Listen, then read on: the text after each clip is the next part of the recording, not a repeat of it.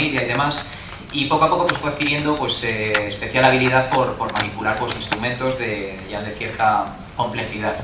Él empezó poco a poco a descubrir su vocación por la astronomía, empezó a manipular sus propios telescopios, a construir sus propias monturas, empezó pues, a convertirse en lo que nosotros llamamos un aficionado, pero además de pura cepa.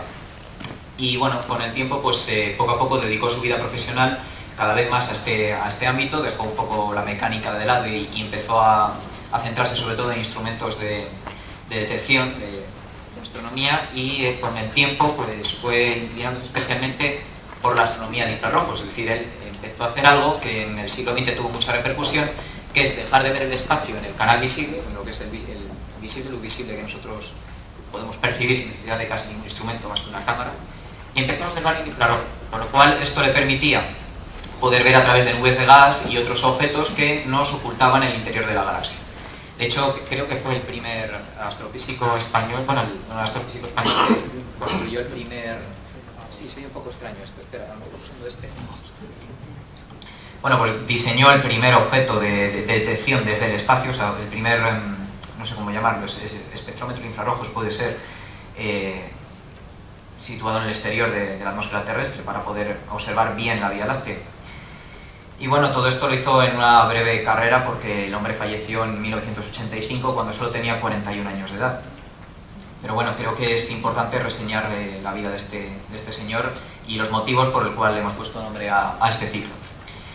El ciclo, pues bueno, es un ciclo que le hemos intentado ampliar lo máximo posible para que lo que ocupe la semana completa, con lo cual tenemos 5 conferencias. La primera, que ya nos la presentará Ángel, aquí presente, consiste básicamente en hablar del Sol y de actividad violenta de nuestra estrella, la de Héctor, aquí presente. Mañana martes continuaremos también con temas estelares, en este caso hablaremos de evolución estelar, y nos la dará Rafael Bachiller García. El miércoles continuará Eva Mateo con cámaras de simulación planetaria. El jueves Rosa de la Torre nos hablará de supervivencia de extremófilos, que como sabéis pues son seres vivos capaces de desarrollarse en los ambientes más hostiles, y eso tiene cierto interés en lo que viene siendo la biología, o la astrobiología, mejor dicho. Y por último, pues Miguel Santander García llevará a cabo la última charla sobre astronomía y literatura, será el viernes, y será la charla que concluya el ciclo. Así que nada, bueno, por supuesto muchas gracias a todos por asistir, y sin más os dejo con Ángel, que nos presentará el conferenciante de hoy.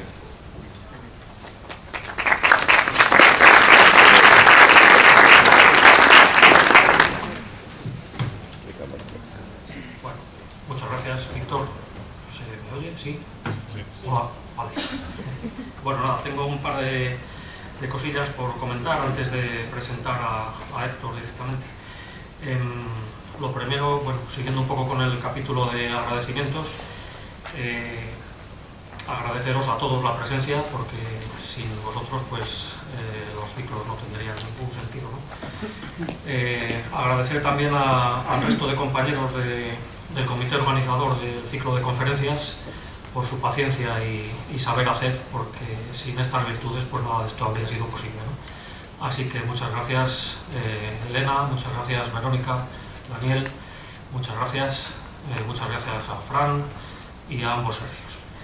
Al resto del GUA también por seguir organizando actividades y permitirnos disfrutar de ellas a la vez que aprender. Es un enorme placer formar parte de grupos de personas como el que constituye el Grupo Universitario de Astronomía en Valladolid. También a la universidad por los medios, por el espacio, por el tiempo dedicado, y al Parque Científico y al resto de entidades que nos han apoyado, así como a los patrocinadores, a Alvireo, Telescopio Manía.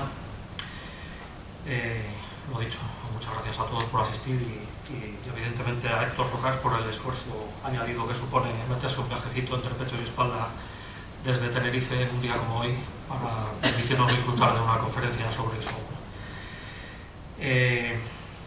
Cerrado el capítulo de agradecimientos, comentaros que al final de bueno, antes de nada, para el tema de créditos de los estudiantes, los créditos SDCS, es necesario asistir a las 5 conferencias del ciclo, y hay que firmar a la entrada antes de cada conferencia en el registro que tenemos a la entrada habilitado para el efecto. Y para el tema del sorteo de los prismáticos, que habrá al final, pues el mecanismo más o menos pretendemos que funcione de la siguiente manera.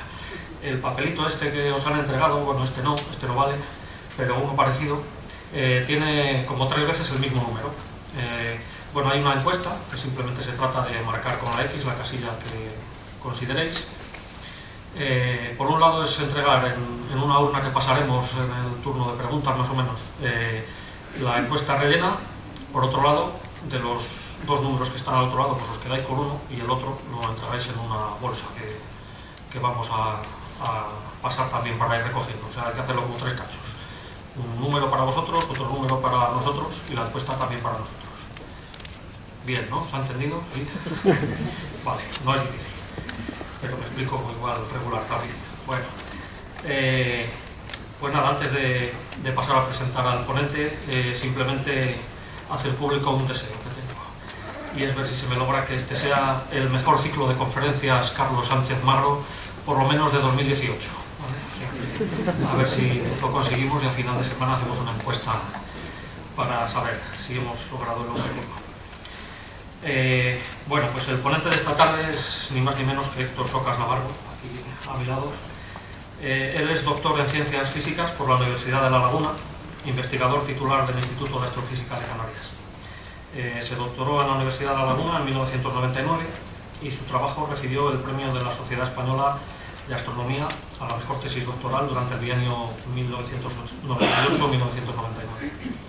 Entre 1999 y 2008 estuvo trabajando en el National Center for Atmospheric Research de Estados Unidos, haciendo investigación, desarrollando instrumentación para telescopios terrestres y trabajando para las misiones espaciales HINODE de la Agencia Espacial Japonesa JAXA y el SDO, el Solar Dynamics Observatory de la NASA, que probablemente sea el instrumento, el satélite que mejores o más bonitas imágenes y vídeos nos muestra de nuestra estrella más cercana. Al menos estéticamente, yo no sé si tecnológicamente o científicamente son las más provechosas, pero como bonitas destacan sobre el resto, o esa es mi opinión. Bueno, Héctor además tuvo una gran participación en el desarrollo del Gran Telescopio Solar de Estados Unidos, el DXIST. Es un acrónimo de Daniel K. Inouye Solar Telescope, actualmente en construcción en Hawái. Desde 2008 trabaja en el Instituto de Astrofísica de Canarias, donde entre otras cosas ha sido responsable científico del futuro telescopio solar europeo, el EST. Héctor también es director del programa informativo científico Coffee Break, Señal y Ruido, por el que muchos de vosotros le conoceréis. Y hoy nos va a ilustrar sobre su especialidad, que es el Sol, desde un punto de vista muy poco común. La charla lleva por título El Sol, actividad violenta y paranoias apocalípticas.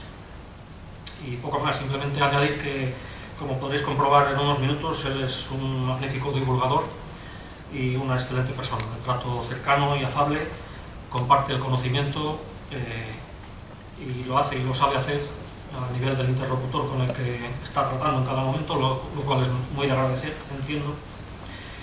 Y nada, únicamente me atrevería a decir que es el máximo exponente y representante de todas las cientófilas del universo, así como de los partidarios del empirismo y de los máximos defensores del estupor científico.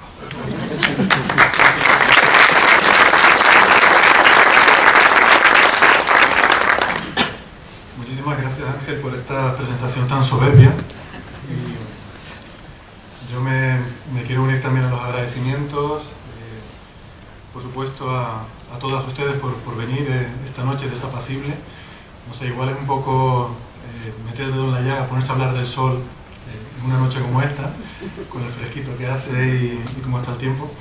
Pero bueno, lo importante es que esto es un filtro, ¿no? O sea, si están aquí es porque realmente les interesa este asunto. No sé si voy a estar a la altura de su interés, lo voy a intentar. Y quiero dar también las gracias, por supuesto, a la organización por invitarme, gracias al Grupo Universitario de Astronomía, a la Asociación CIRMA, a la Universidad de Valladolid, el Parque Científico, y no sé si me dejo a más gente, los patrocinadores supongo, pero no sé lo mismo quiénes son. ¿Podemos bajar la luz por aquí para que se vea la pantalla? Bien. Pues yo estoy un poco preocupado ahora mismo porque aquí se debería ver mi presentación.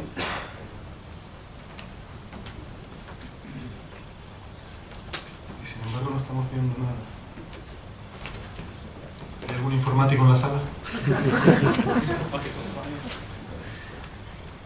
Aquí, en esta pantalla aparece. ¿No hay un mando del proyecto naranja? Sí, pues el que se porque no están varios proyectos. Está naranja, la luz de arriba. Hay aquí varios mandos, ¿sabes?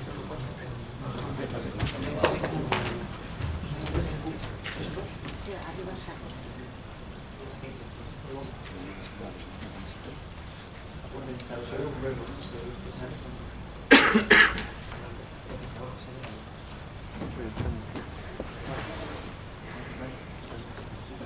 Bueno, las cosas del directo. Ahí está.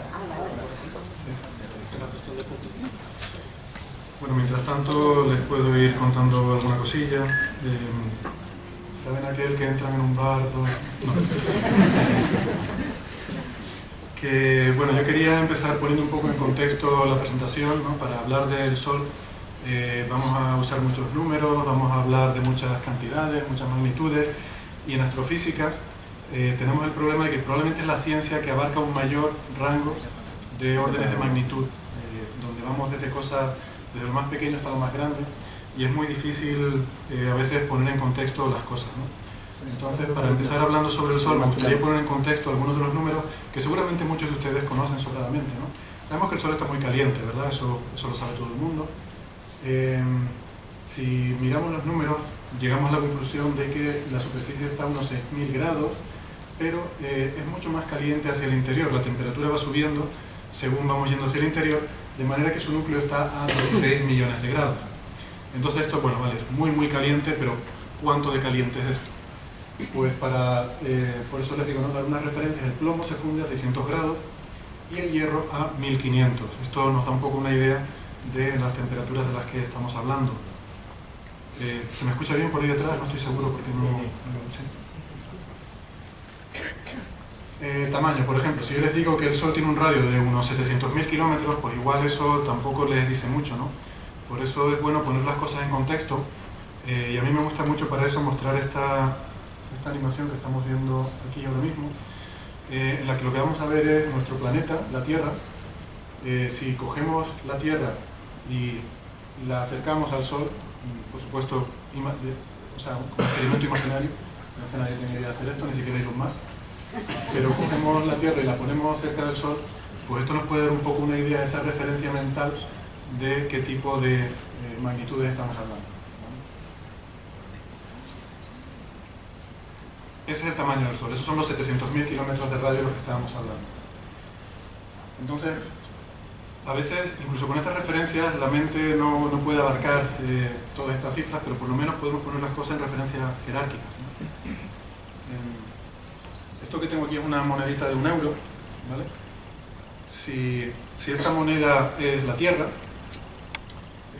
pues el Sol sería 1.000.000 de euros, que se lo van a tener que imaginar. Pero sería un saco muy grande, de 2 metros de diámetro, con 1.000.000 de euros. Y una cosa interesante en astrofísica que también se suele escapar son las escalas de distancia.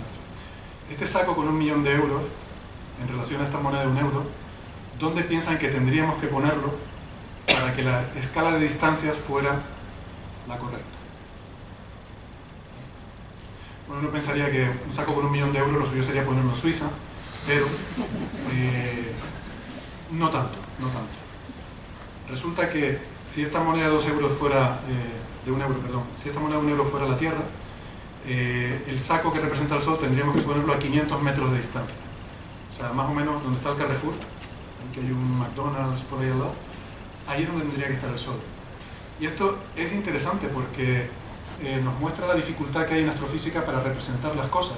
Siempre que ustedes ven estos diagramas del sistema solar, son todo mentira. O sea, esos pósters que tenemos todos, que tenemos de pequeño con el Sol y todos los planetas ahí perfectamente alineados, ¿no? Mercurio, Venus, Tierra, tal. Es todo mentira, porque o representas bien las escalas de los tamaños o representas bien las distancias. No puedes representarlas bien las dos cosas a la vez, porque entonces no verías nada, verías el Sol y lo demás son puntitos tan pequeños y tan lejos que no los veríamos, ¿no? Entonces, bueno, esto por dar una idea un poco de escalas. En cuanto a escalas temporales, que también son importantes, vamos a estar hablando en general, de cosas que le pasan a una estrella. Entonces, la evolución de una estrella tiene lugar a lo largo de miles de millones de años. Por lo tanto, es algo que se nos escapa completamente, no solo a nosotros como individuos, sino a toda nuestra especie. El mito de que el cielo es eterno y las estrellas son eternas tiene que ver con esa disparidad de escala entre lo que son la vida de las estrellas y lo que es la existencia humana. Porque a lo largo de toda la existencia de nuestra especie, de nuestra civilización, de nuestra cultura, las estrellas no han cambiado, ¿vale? Nosotros somos un breve flash efímero. Cuando digo nosotros, digo no solo nosotros como personas, sino toda la especie humana es simplemente un flash en la vida de una estrella. Por eso nos parece que son eternas. Pero en realidad, a medida que hemos ido aprendiendo más sobre el universo y más sobre las estrellas, nos damos cuenta de que todo tiene sus detalles interesantes. En el caso particular de una estrella como el Sol tenemos un ciclo de actividad y eso se mide en escalas de años, y esto ya sí que son escalas que nosotros podemos observar y podemos, digamos que podemos relacionarnos con estas escalas. E incluso a lo largo de la historia podemos ver variaciones de esa actividad que tienen lugar en escalas de siglos. Entonces esto es interesante. Bueno, esto es por dar una idea un poco de estas escalas. Pero creo que me voy a saltar esta parte. Iba a hablar un poco del origen de las estrellas y esto, pero he visto que Rafael Bachiller va a dar mañana una charla sobre el origen de las estrellas y creo que seguramente él lo contará mucho mejor mañana. Así que simplemente quería contarles que bueno, las estrellas son tremendamente diferentes unas de otras. Hay mucha más diferencia entre las diferentes estrellas de lo que hay entre los diferentes seres humanos. Aquí podemos ver algunas comparaciones simplemente de tamaño, por echarme una risa. Esto es el Sol, esto es la Tierra, como les decía, pero resulta si comparamos el Sol con otras estrellas más grandes como Sirio, Pollux o Arturo, vemos que la diferencia es tremenda. Pero es que incluso si nos cogemos a Arturo y los comparamos con otras estrellas que son supergigantes rojas como Betelgeuse o Antares, pues de nuevo nos encontramos con lo mismo. Es decir, hay muchas escalas en los tamaños y en las propiedades de las estrellas que son realmente sorprendentes y difíciles de abarcar.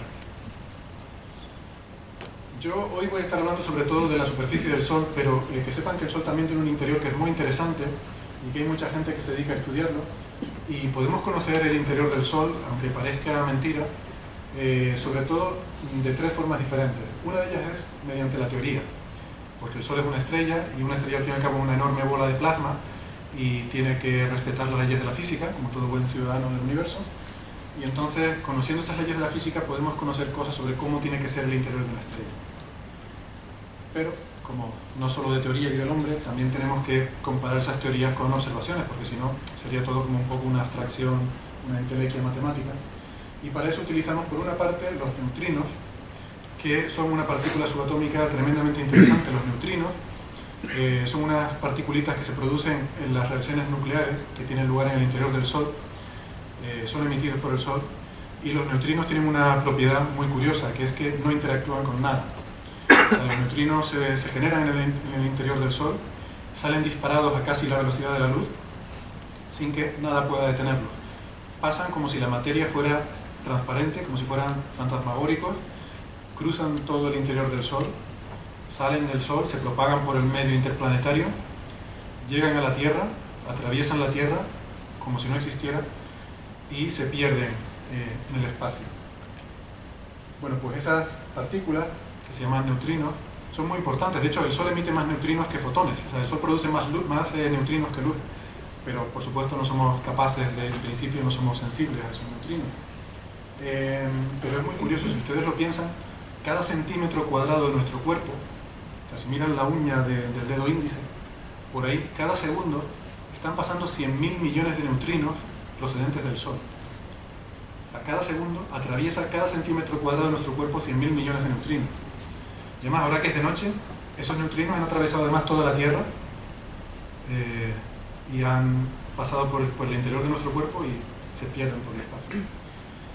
Entonces son una herramienta muy útil para ver cómo es el interior del Sol, si uno consigue detectarlo. Claro, el problema es que son muy difíciles de detectar, son muy esquivos, son muy interesantes también para la física de partículas y se construyen experimentos muy grandes que hay que hacerlos en minas, bajo kilómetros de roca, para asegurarnos de que no se contamina el resultado del experimento con otra cosa, porque resulta que de vez en cuando, muy de vez en cuando, es tremendamente improbable, pero de vez en cuando ocurre que un neutrino, un pobre neutrino desgraciado, pues le pasa la tragedia de que se pega un golpetazo con una partícula, con un átomo de, no sé, de lo que sea que hay en el detector, típicamente suele ser agua, y digo que suele ser agua lo que hay en el detector, no que se pegue con un átomo de agua. Y entonces esa interacción produce un centelleo que somos capaces de detectar. Pero podemos detectar muy poquitos neutrinos de todos esos billones y billones que nos llegan del Sol. Entonces es una forma, y está muy bien porque nos permite sondear directamente, diagnosticar las reacciones nucleares del interior del Sol. Y es muy interesante porque hubo una polémica durante mucho tiempo porque los experimentos de neutrinos no daban el resultado que se esperaba. O sea, los modelos físicos que salían de la teoría predecían que tenían que salir un cierto número de neutrinos del Sol por esas reacciones nucleares y lo que se observaba no era suficiente. Y entonces había una pelea entre los físicos de partículas que intentaban explicar las propiedades de los neutrinos y los físicos solares sobre por qué había esa discrepancia, ¿no? Y al final esto se resolvió y de hecho fue un premio Nobel de Física que se concedió recientemente, ¿cuándo fue? En 2015 o así, a los autores de un experimento que consiguió demostrar que el problema es que, al contrario de lo que pensaban los físicos de partículas, los neutrinos no son partículas sin masa, sino que tienen un poquitito de masa. No sabemos cuánta porque no hemos sido capaces de medirla, pero tienen un poquitito de masa y eso cambia totalmente las teorías que había sobre los neutrinos. Entonces, en esta pelea que había entre los físicos solares y los físicos de partículas, pues, al final los que tenían razón eran los físicos solares. Está bien. Y luego está la heliosismología, que es una cosa muy interesante. La heliosismología es una disciplina que lo que intenta es ver cómo se propagan las ondas sísmicas por el interior del Sol. Al igual que en la Tierra los geólogos utilizan ondas sísmicas para estudiar cómo es el interior de la Tierra, se puede hacer algo parecido en el Sol. Y no voy a entrar en los detalles, pero el funcionamiento realmente es muy intuitivo, es muy fácil de entender. Si yo quiero, por ejemplo, saber si una pared es sólida, maciza o es hueca, o un objeto cualquiera, si yo quiero saber si un objeto es hueco o es macizo, lo primero que se me ocurre es ir y darle unos golpecitos, ¿no? Doy unos golpecitos y según cómo suena, yo inmediatamente reconozco el sonido de un objeto que es hueco frente a uno que es macizo. Eso es porque, dependiendo de cómo son por dentro, los objetos vibran de una forma diferente. Cuando yo los golpeo, les doy una energía que hace que ese objeto vibre. Esa vibración es el sonido.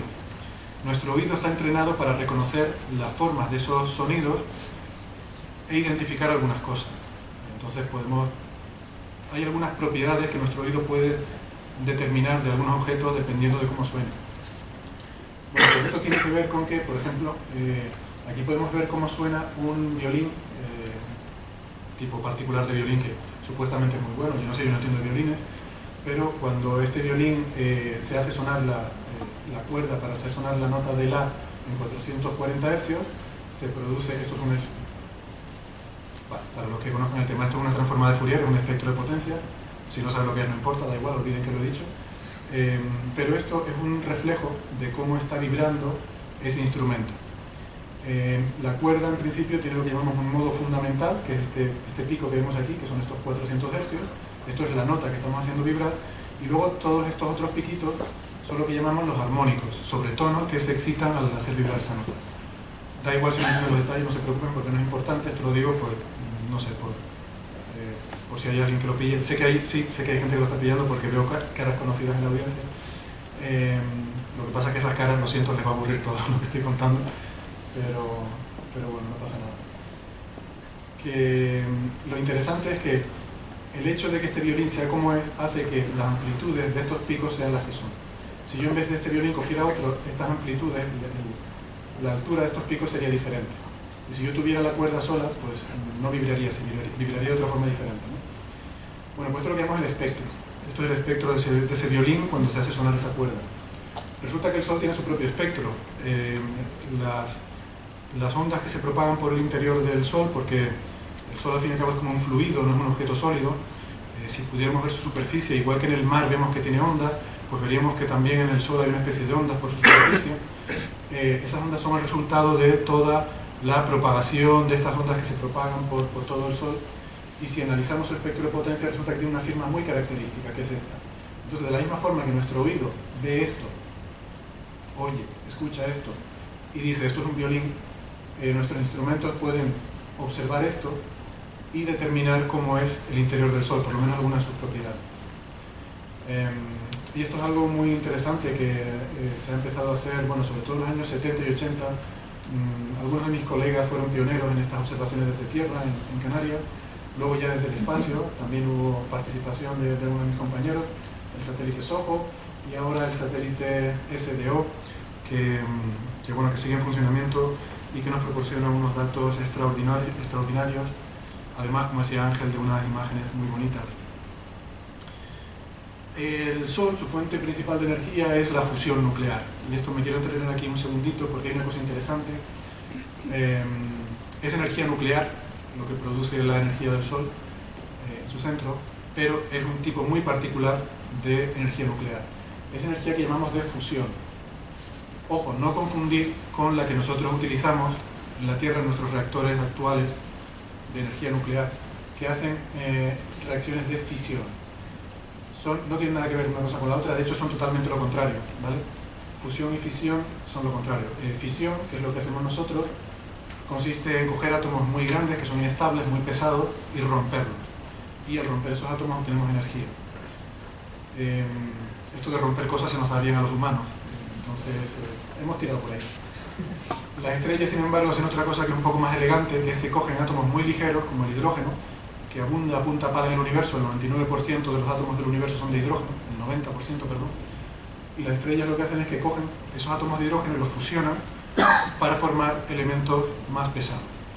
Y luego al final de su vida esos elementos, ese helio que lo producen, luego lo fusionan a su vez para producir cosas más pesadas. Entonces las estrellas van cogiendo esos átomos elementales y los van juntando como Lego para formar todos los elementos químicos para crear toda la química del universo. Entonces, como ven, son totalmente opuestos estos dos procesos, pero yo qué sé, los físicos no son muy buenos poniendo nombres a las cosas. Hay muy pocas cosas en las que los físicos sean buenas parte de la física, desde luego poner nombres en alguna de ellas. A alguien en algún momento le debió parecer divertido que estas dos palabras sonaran tan parecidas, pero bueno. La cuestión es que la humanidad lleva décadas soñando con poder tomar la energía nuclear de fusión, porque sería la solución a nuestros problemas energéticos a largo plazo. Porque es un tipo de energía que es segura, no tiene los peligros de los reactores de fisión, que por desgracia hemos podido comprobar algunas de sus consecuencias. Es una forma de energía limpia, no contaminante, es accesible a todo el mundo, porque el hidrógeno es el combustible que, como les digo, es lo que más hay en el universo, y es muy eficiente, ¿no? Entonces, tenemos la esperanza algún día de poder domesticar esta fuente de energía, y además, de hecho, a día de hoy estamos muy cerquita de ello, porque a día de hoy es un problema tecnológico, y yo diría más, es un problema casi de... es cuestión de tiempo, porque ya esto está en marcha, hay proyectos, el más importante, el más grande escala es el ITER. ITER es un proyecto para desarrollar un reactor de fusión nuclear que sirva como prototipo. Hemos conseguido hacer experimentos de fusión nuclear. Lo que no conseguimos es sostenerla durante demasiado tiempo, porque el problema con la fusión es que se nos apaga. Entonces, conseguimos producir estas reacciones, pero no sostenerlas el tiempo suficiente para que sea rentable. El ITER es el primer proyecto que tiene encaminado, que tiene como objetivo el desarrollar algo que sea rentable económicamente. Es un plano de una central nuclear de fusión funcional, que una vez que esté funcionando, cualquier millonario que tenga un montón de dinero y quiera ganar todavía más dinero, solo tendrá que dedicarse a construir cosas de estas. ITER tiene una cosa muy chula, es el primer proyecto científico que aglutina a día de hoy a la mayor parte de la humanidad. Desde que se han incorporado al proyecto de Estados Unidos, China y Rusia, la mayor parte de la humanidad participa en este proyecto, y esto creo que es una alegoría muy bonita de cómo realmente cuando nos ponemos a ello los seres humanos somos capaces de mayoritariamente colaborar para algo en lo que va nuestro futuro. ITER originariamente eran las siglas de, en inglés, International Thermonuclear Experimental Reactor, ¿no? Reactor Termonuclear Experimental Internacional. Se está construyendo en Francia y una anécdota curiosa es que ya no se llama ITER. Perdón, sí se llama ITER, pero ya no significa eso que les he dicho, porque cuando estaban buscando dónde ponerlo se dieron cuenta de que no era una buena estrategia de marketing. Insisto lo que decía antes, que a los físicos no se les da bien por el nombre. Cuando ibas a decirle a la gente que al lado de su casa van a poner un reactor termonuclear experimental, eso como que de alguna forma no casaba bien con la opinión pública, ¿no? A la gente como que le da mal rollo eso, ¿no? Entonces, dándose cuenta del error, dijeron, no, pues hay que cambiarle el nombre, y entonces decidieron que ese era un problema demasiado complejo y decidieron mantener el nombre ITER, pero ya no significa Reactor Termonuclear Experimental Internacional, sino que no significa nada, simplemente se llama ITER. Bueno, pues esta gente que no es capaz de inventarse un nombre mejor son los que están intentando inventarse cómo resolver el problema energético. Pero vamos, que parece que la cosa va por buen camino, todos los problemas tecnológicos ya han sido resueltos. Es cierto que ha tenido muchos retrasos, se critica mucho, muchos sobrecostes, muchos retrasos, pero es que se han encontrado problemas que no se esperaban, sobre todo relacionados con la inestabilidad del plasma. ¿Por qué les estoy largando esta chapa sobre el ITER? Pues porque, a ver si consigo explicarlo. Porque resulta que esto es interesante porque el Sol nos muestra el camino no solo en cuanto a qué tipo de energía tenemos que usar, sino porque el gran problema para desarrollar estos reactores es que no tenemos materiales con los que poder construirlos. Resulta que las estrellas pueden hacer fusión porque la fusión requiere millones de grados de temperatura y al Sol es muy fácil conseguir millones de grados de temperatura porque es muy grande. Pero para nosotros, calentar algo a millones de grados y que no se derrita nos cuesta. No existe ningún material que podamos calentar a esas temperaturas y que se sostenga. Entonces lo que se nos ha ocurrido es una cosa que se llama confinamiento magnético. En el ITER, el plasma que está confinado, que se calienta a millones de grados, donde se producen las reacciones, está sostenido por unos campos magnéticos que actúan como recipiente. El caldero, donde burbujea esta sopa, es un caldero de campo magnético. Esto es muy interesante porque para hacer esto y los problemas que se han encontrado de inestabilidades son problemas que tienen que ver con la interacción entre plasmas ionizados y campos magnéticos.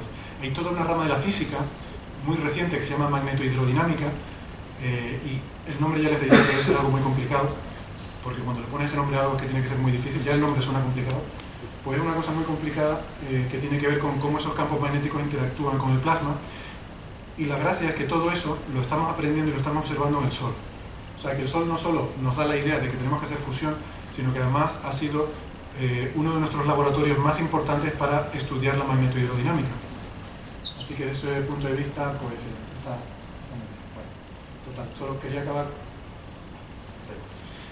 esta parte simplemente diciéndoles que yo estoy muy contento con esto porque creo que en 20, 30 años tendremos ya reactores termonucleares experimentales funcionando y que probablemente nuestra generación sea la última generación que viva en la época de la miseria energética y ya nuestros hijos y nuestros nietos vivirán en una época de opulencia energética, ¿no? Y será muy interesante ver qué pueden hacer con ese poder, porque realmente el tener energía de sobra te da un poder tremendo, puedes hacer lo que quieras. Puedes hacer armas, efectivamente, puedes usarlo para el mal, o puedes resolver los grandes problemas que tiene la humanidad. Puedes limpiar el planeta, puedes limpiar la atmósfera. Si tienes energía puedes hacer lo que quieras. Y nuestros nietos van a tener toda la energía que necesitan. Así que, no sé, me gustaría vivir mucho, sobre todo por ver esto, es una curiosidad. Bueno, volvemos al Sol porque me he desviado un poquito y les quería hablar de actividad solar, ¿no? Que lo prometí en el título. Resulta que el Sol, como les acabo de mencionar, es un laboratorio perfecto de magnetohidrodinámica porque el Sol alberga unos campos potentes y muy interesantes. Les dije que tenía un ciclo de actividad y es así, cada 11 años el Sol pasa por diferentes etapas. Aunque como estrella, su estructura permanece inmutable durante miles de millones de años, sin embargo hay algo que cambia en el Sol cada 11 años. Esto es una imagen del Sol en rayos X tomada con un satélite, porque para observar rayos X hay que irse al espacio. Y cada una de estas imágenes pues es lo mismo, es la misma imagen del Sol en rayos X, pero con un año de diferencia, ¿vale? Cada año vamos tomando una imagen distinta. Entonces vemos que aquí el Sol tiene un montón de manchitas brillantes, que es lo que llamamos regiones activas.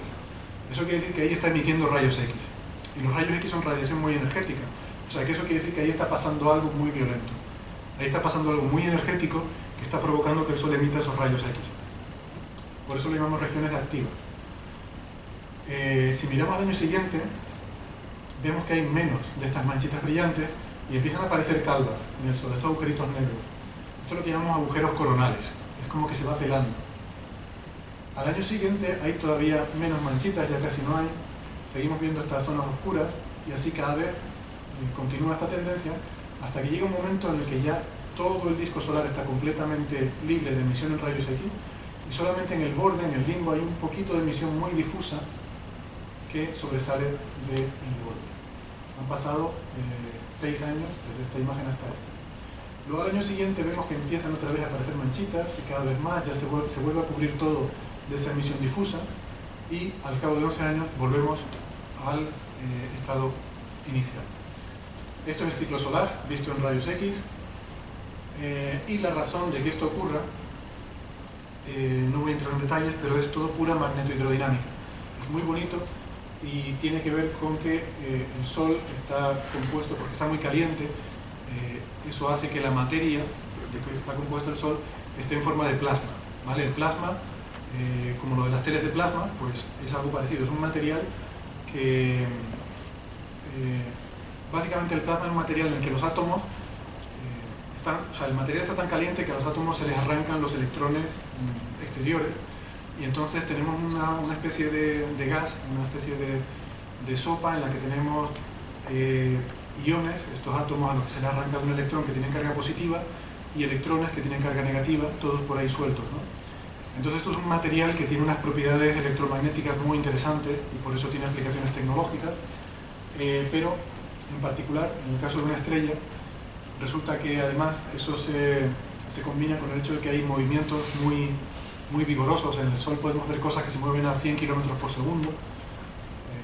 Pues imagínense ustedes, lo que el AVE hace en una hora, pues imagínense una burbuja de material que lo recorre en un segundo, ¿no? Y esto, esta combinación de plasma muy altamente conductor con estas propiedades electromagnéticas tan interesantes y estos movimientos tan potentes forma un tinglado bastante complicado que da lugar a que el Sol sea una dinamo gigantesca de proporciones masivas que genera estos campos magnéticos que a su vez interactúan con el plasma y dan lugar a este ciclo de 11 años.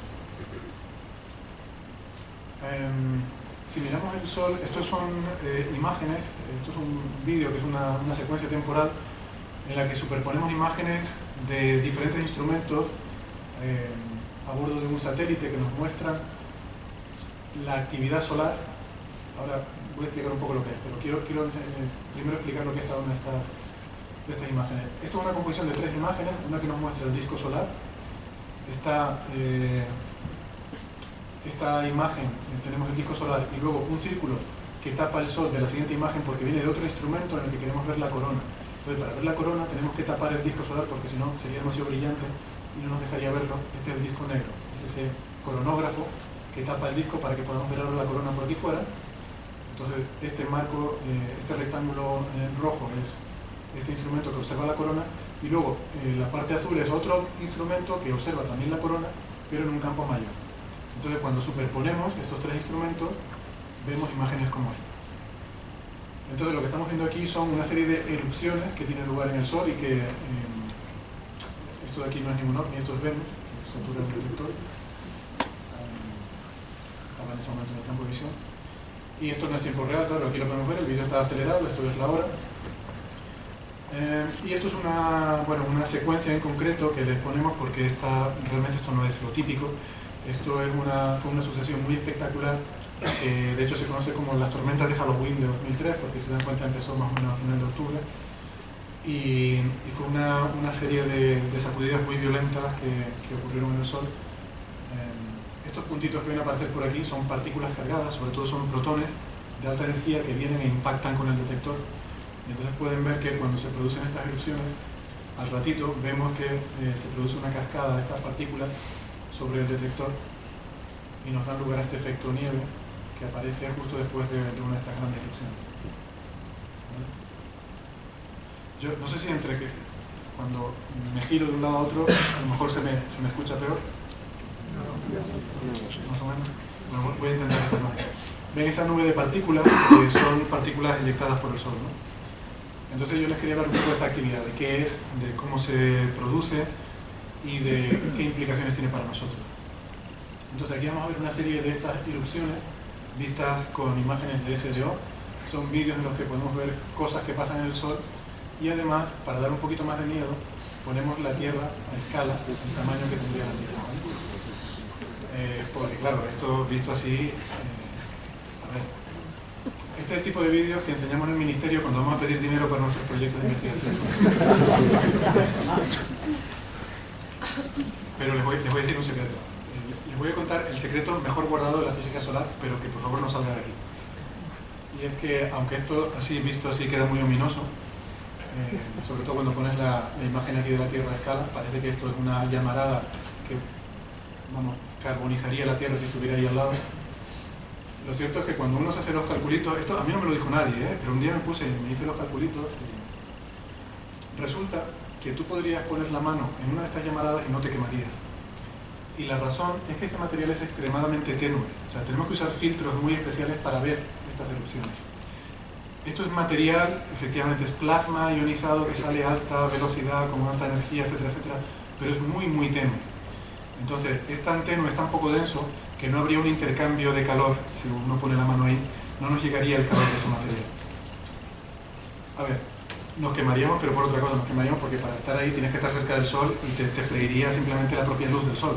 O sea, igual que simplemente salir a la calle y que te da el sol. Igual aquí en Valladolid no están muy familiarizados con ese concepto, pero...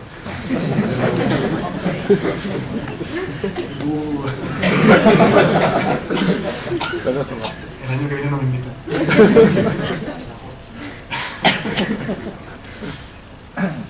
Pero, o sea, nos quemaríamos simplemente por la luz, digamos, la luz visible, no sería demasiado potente, pero no por el material este llamarado.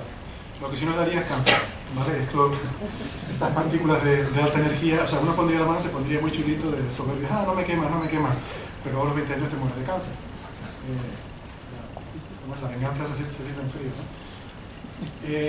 En cualquier caso, lo importante, ¿por qué se producen estos fenómenos? Pues esto es todo un juego entre el campo magnético y el plasma que tiene lugar, o sea, el plasma que hay en el Sol. Y hay una analogía muy bonita para entender esto. Resulta que la básica de la magnetohidrodinámica es muy bonita, son ecuaciones súper complicadas, pero cuando estudias estas ecuaciones en el régimen que tiene lugar en el Sol, con las propiedades, la temperatura y las propiedades que tiene el Sol, hay un par de cosas muy sencillas que uno puede tener en mente que nos ayudan a entenderlo intuitivamente. Una de las cosas es que se da lo que se llama que el campo está congelado con el plasma. Eso quiere decir que el material y el campo magnético van juntos. Lo que tú le hagas al material lo hacen también las líneas del campo magnético. Es decir, si yo cojo y agarro una burbuja de material caliente del Sol y la muevo, las líneas de campo magnético se van a mover. Voy a arrastrar con ese material, ¿vale? Dicho de otra forma, el material no se puede mover perpendicularmente a las líneas de campo magnético, solo se puede mover a lo largo del campo magnético. O si lo mueves, porque lo fuerzas, entonces arrastra consigo el campo magnético, ¿vale? Esa es una de las propiedades. La otra propiedad que se puede entender intuitivamente es que las líneas de campo magnético se comportan como si fueran un elástico. Las líneas de campo quieren estar lo más estiradas posible, como si fuera un resorte. Si tú haces una fuerza para intentar retorcer ese campo magnético, para curvarlo, el campo va a ejercer una fuerza que se opone porque él quiere estar lo más estirado posible, ¿vale? Esa es la otra cosa. Y luego el tercer punto a tener en cuenta es que de la superficie para abajo, el que manda es el plasma. O sea, el campo magnético es un pasajero. El plasma es mucho más fuerte y el movimiento del plasma es el que determina qué le pasa al campo magnético. O sea, el campo magnético va siguiendo lo que hace el plasma. Sin embargo, por encima de la superficie la situación es la contraria. El que manda es el campo magnético. Y ahí el plasma está sometido a las fuerzas del campo magnético. ¿Vale? Entonces, estas tres ideas nos pueden ayudar a entender muchas de las cosas que vemos en estos vídeos tan chulos. Resulta que, aquí yo creo que se va a ver bastante bien, aquí podemos ver dos regiones activas y vemos una especie de bucles. ¿Ven estos arcos que se forman? Esto es totalmente análogo a cuando ustedes ven en un imán las líneas de campo que van del polo norte al polo sur, ¿vale? Eso que nos aparece siempre en los libros de texto. Aquí las líneas van, en vez de ir de norte a sur, van de regiones de una polaridad a regiones de la otra. O sea, las manchas solares tienen una polaridad magnética. Si uno viene al Sol con una brújula, la brújula no apuntaría al norte, apuntaría a la mancha más cercana. Entonces, voy a empezar el vídeo otra vez. Entonces, estos arcos que se forman es básicamente el campo magnético que aquí arriba, el que manda es el campo magnético y le gusta estar en forma de arcos porque así es como están más relajados. Los pies no le queda más remedio que tenerlos anclados abajo porque ahí abajo manda el plasma y el plasma lo tiene agarrado y no lo deja que se mueva. Pero por encima el campo se va estirando todo lo que puede y se adopta esa forma de bucles. Entonces lo que pasa es que por el burbujeo, porque hay un burbujeo como un caldero de sopa, por lo caliente que está el material aquí abajo, el material en la superficie va arrastrando esas líneas de campo y las va retorciendo. Y esto es como un resorte. A mí me gusta poner la analogía de que tú tienes un resorte y tú lo empiezas a retorcer, que eso es lo que le hace el plasma solar en los pies, va retorciendo el resorte y según tú el resorte lo vas retorciendo vas acumulando energía potencial elástica, pero eso tiene un límite. Tú lo puedes retorcer hasta un punto en el cual se rompe el resorte y al romperse libera de forma violenta esa energía potencial que tenía acumulada, ¿no? Pues aquí pasa algo parecido. El plasma va retorciendo el campo magnético, lo va retorciendo, se va acumulando esa energía en las capas altas y llega un momento en el que se retuerce tanto que se produce una especie de ruptura, que es lo que llamamos reconexión magnética.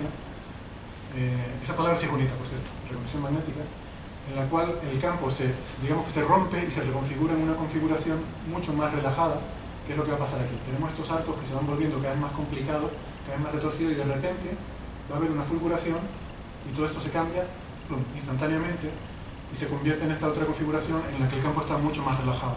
O sea, aquí se ha roto el resorte y esa energía se ha disparado en forma de una erupción. Eso es un poco lo que ocurre, intentando contarlo así como una analogía sencilla, lo que ocurre en estos procesos. Lo he contado de forma muy simplificada y dando a entender como que esto sabemos lo que es y lo entendemos bien. En realidad no es así. Aquí estoy a lo mejor haciendo un poco de soberbio, porque estas cosas realmente solamente las entendemos a nivel muy superficial. Los detalles los entendemos muy mal, o no los entendemos directamente. Y en particular la reconexión magnética es uno de los grandes misterios en la física solar y en la física del plasma, ¿no? Estas cosas que les hablo de la magnetohidrodinámica y de los reactores de fusión nuclear, este tipo de inestabilidades, de reconexión, aquí es justo donde está la madre del cordero para realmente hacer avances en este tipo de tecnologías. Bueno, ocasionalmente estos arcos magnéticos se rompen y se producen eyecciones de material. O sea, el Sol lanza plasma magnetizado al espacio, se produce un chorro de material. Esto lo llamamos eyecciones de masa coronal. Y esto de vez en cuando, con cierta periodicidad, sobre todo en el máximo de actividad, en el mínimo también puede ocurrir, pero es menos frecuente, en el máximo ocurre con cierta frecuencia, que lanza un proyectil de estos, una eyección de masa coronal, y por casualidad hay alguna vez que alguno de estos proyectiles va en dirección a la Tierra, y por suerte estamos protegidos por una magnetosfera. La Tierra tiene un escudo magnético que nos protege de estas eyecciones de masa coronal. Esto es muy importante. Probablemente existe vida en la Tierra hoy en día porque existe este escudo magnético, luego les diré por qué. Pero este escudo atrapa estas partículas que vienen del Sol, las redirige y las canaliza hacia los polos. Entonces los polos es donde se forman las auroras, donde llega todo este material cargado del Sol, y este material al interactuar estos iones con la atmósfera, las capas altas, produce estos fenómenos tan bonitos como las auroras boreales y australes. Eso es la parte bonita, claro, las auroras, ¿no? pero existen otra serie de efectos que no son tan agradables. Hay cierto impacto que está, la gente lo llama tormentas solares, a mí no me gusta la expresión, yo creo que es más adecuado llamarla, si quieres, erupciones solares, si quieres poner un nombre un poco más genérico. Y quizás lo que sí es que provocan una tormenta geomagnética al llegar a la Tierra, pero no es una tormenta en el Sol, la tormenta es en la Tierra, es la tormenta geomagnética. Pero bueno, a veces se habla, sobre todo en medios de comunicación, suelen hablar mucho de tormentas solares. Esto tiene una serie de efectos, sobre todo, por ejemplo, los satélites que están por fuera de ese escudo magnético, los astronautas, ¿no?, en el espacio, son más vulnerables a este tipo de problemas. Y puede hacer que sufran daños, hay una serie de posibles problemas con la actividad solar. Por eso habrán visto en medios de comunicación que a veces se dan noticias con más o menos alarmismo, más o menos catastrofismo sobre la actividad solar. Entonces los que trabajamos en este tema tenemos que andar haciendo equilibrios sobre una línea muy delgada. Porque por una parte tenemos que advertir, estamos haciendo énfasis en advertir a las autoridades de que existe un peligro real de cosas malas que pueden pasar debido a la actividad solar. Y tenemos que estar preparados y tenemos que tener tecnología que sea lo más robusta posible a estos eventos solares. Y además tenemos que estar preparados para una posible catástrofe que pueda ocurrir. Eso por una parte. Y aparte también porque de algo tenemos que comer, entonces hay que contar esto. Pero por otra parte también queremos ser serios y huir del alarmismo al que suele dar lugar estas cosas. Entonces es muy desagradable, sobre todo cuando hablas con periodistas, porque no sabes cómo contarles las cosas de forma que les expliques que esto es peligroso, pero que no es que vayamos a morir todos. O bueno, que sí, que vamos a morir todos, pero cada uno a su tiempo, ¿no?, cuando le toca. Que digo yo que, o sea, el concepto de que vamos a morir no parece que nos alarme mucho, es el concepto de morir todos a la vez lo que no,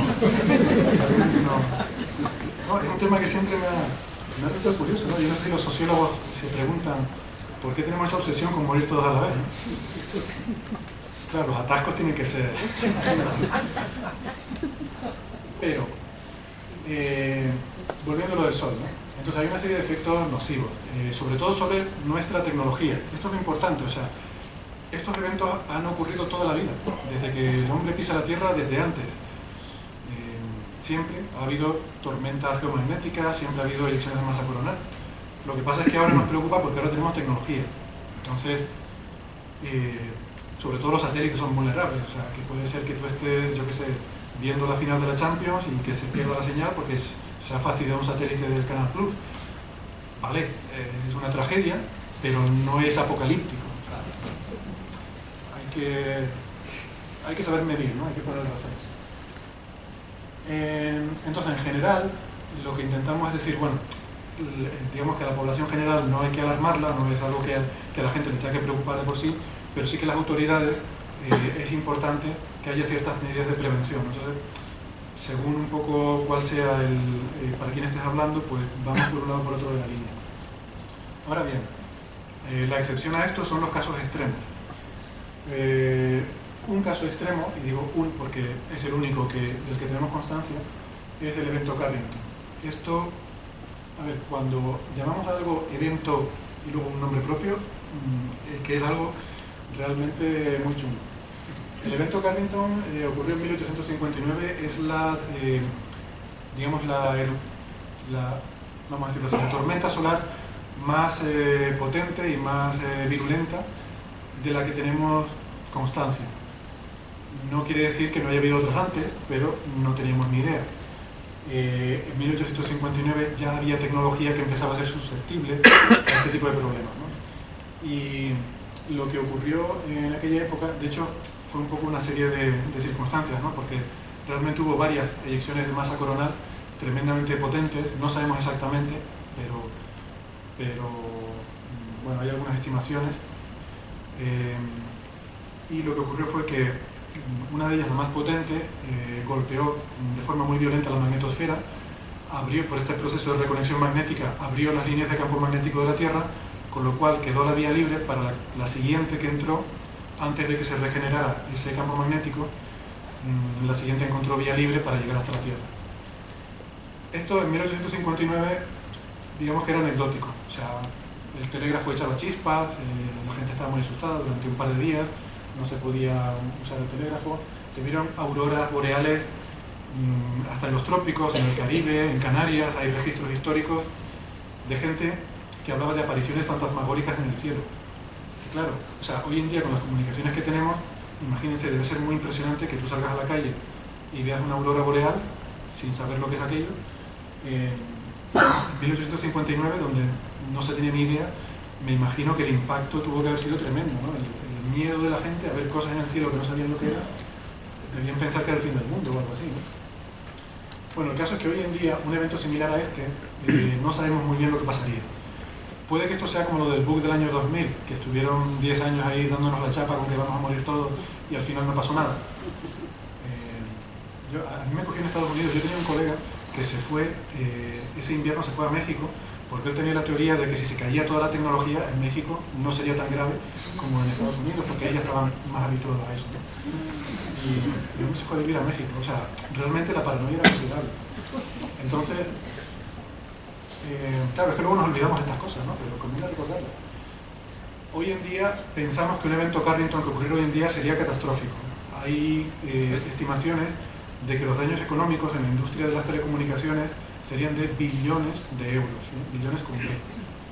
Y no digo el billions americano, que son 1000 millones, sino billones, un 1 con 12 ceros. Si esto es así, nos pondría en una situación similar a la de la crisis de la caída de las hipotecas de Lehman Brothers y todo esto. O sea, estamos hablando de ese tipo de cuantía. Nos podemos ver en otra similar a la de 2008, pero en vez de estar rescatando bancos, nos veríamos rescatando a Movistar y a ONO y a Google y a esta, ¿no? Entonces la cosa potencialmente podría ser seria. O sea, no es algo apocalíptico, no es que vayamos a morir todos y tal, pero es para tomárselo en serio. Insisto, esto es un caso un poco extremo. Ahí no tenemos idea de cuán a menudo ocurre esto, porque no tenemos suficiente información y porque por suerte estas cosas no ocurren muy a menudo, por lo cual este es el único punto que tenemos para contrastar. Hay estimaciones por ahí que sugieren que esto ocurre, tiene una probabilidad de un 10% cada década, más o menos. O sea que del orden de entre 100 y 200 años es cuando pasan este tipo de cosas.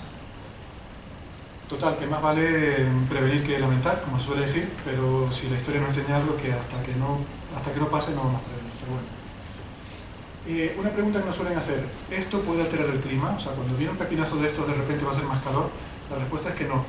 No, porque la Tierra es un sistema con una inercia térmica muy grande. O sea, los océanos, la atmósfera, acumula una gran cantidad de energía y estos eventos son tremendamente breves. Entonces no acumulan suficiente... o sea, no se producen, tendría que producirse de forma continuada durante mucho tiempo para que esto pudiera tener una repercusión sobre el clima. Aunque hay alguna posible excepción que no está muy clara, que luego les comentaré, que son los grandes mínimos, pero luego les comento de ello esto. Entonces, vale, esto es un poco el resumen de lo que puede pasar. Esto es lo que puede ir mal. Vale. En el título yo había puesto paranoias apocalípticas, ¿no? Y habrán visto que todavía no hemos hablado nada de paranoias apocalípticas. Vamos con las paranoias apocalípticas. Paranoia número 1. ¿Se acuerdan de lo de los mayas en 2012? ¿A que ya nadie se acuerda de los mayas? Yo me acuerdo de los mayas porque mira que nos dieron la nata. Lo que pasa con estas cosas es que siempre es lo mismo. Están un tiempo dándote la vara, hasta en la sopa, con que va a pasar tal cosa porque yo lo he profetizado, o porque un amigo mío, o porque un medium, o porque el que sea me lo dijo, luego no pasa, y eso se olvida completamente. Resulta que con lo de los mayas, yo me acuerdo porque estuvieron desde años antes dándonos la chapa a los que trabajamos en esto, nos llamaban continuamente de los medios de comunicación para preguntarnos si era verdad que se iba a acabar el mundo, si estábamos ocultando algo, si realmente qué es lo peor que podría pasar, si estaríamos más protegidos en un sótano que en un no sé qué. O sea, es que fue tremendo.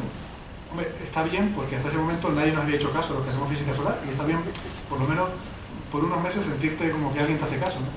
Pero te da rabia que te hagan caso para cosas que son de pseudociencia. Y de hecho yo ahora me puse a mirar para preparar esta charla, quería coger algún articulito así de los de aquella época y ya no los encuentras.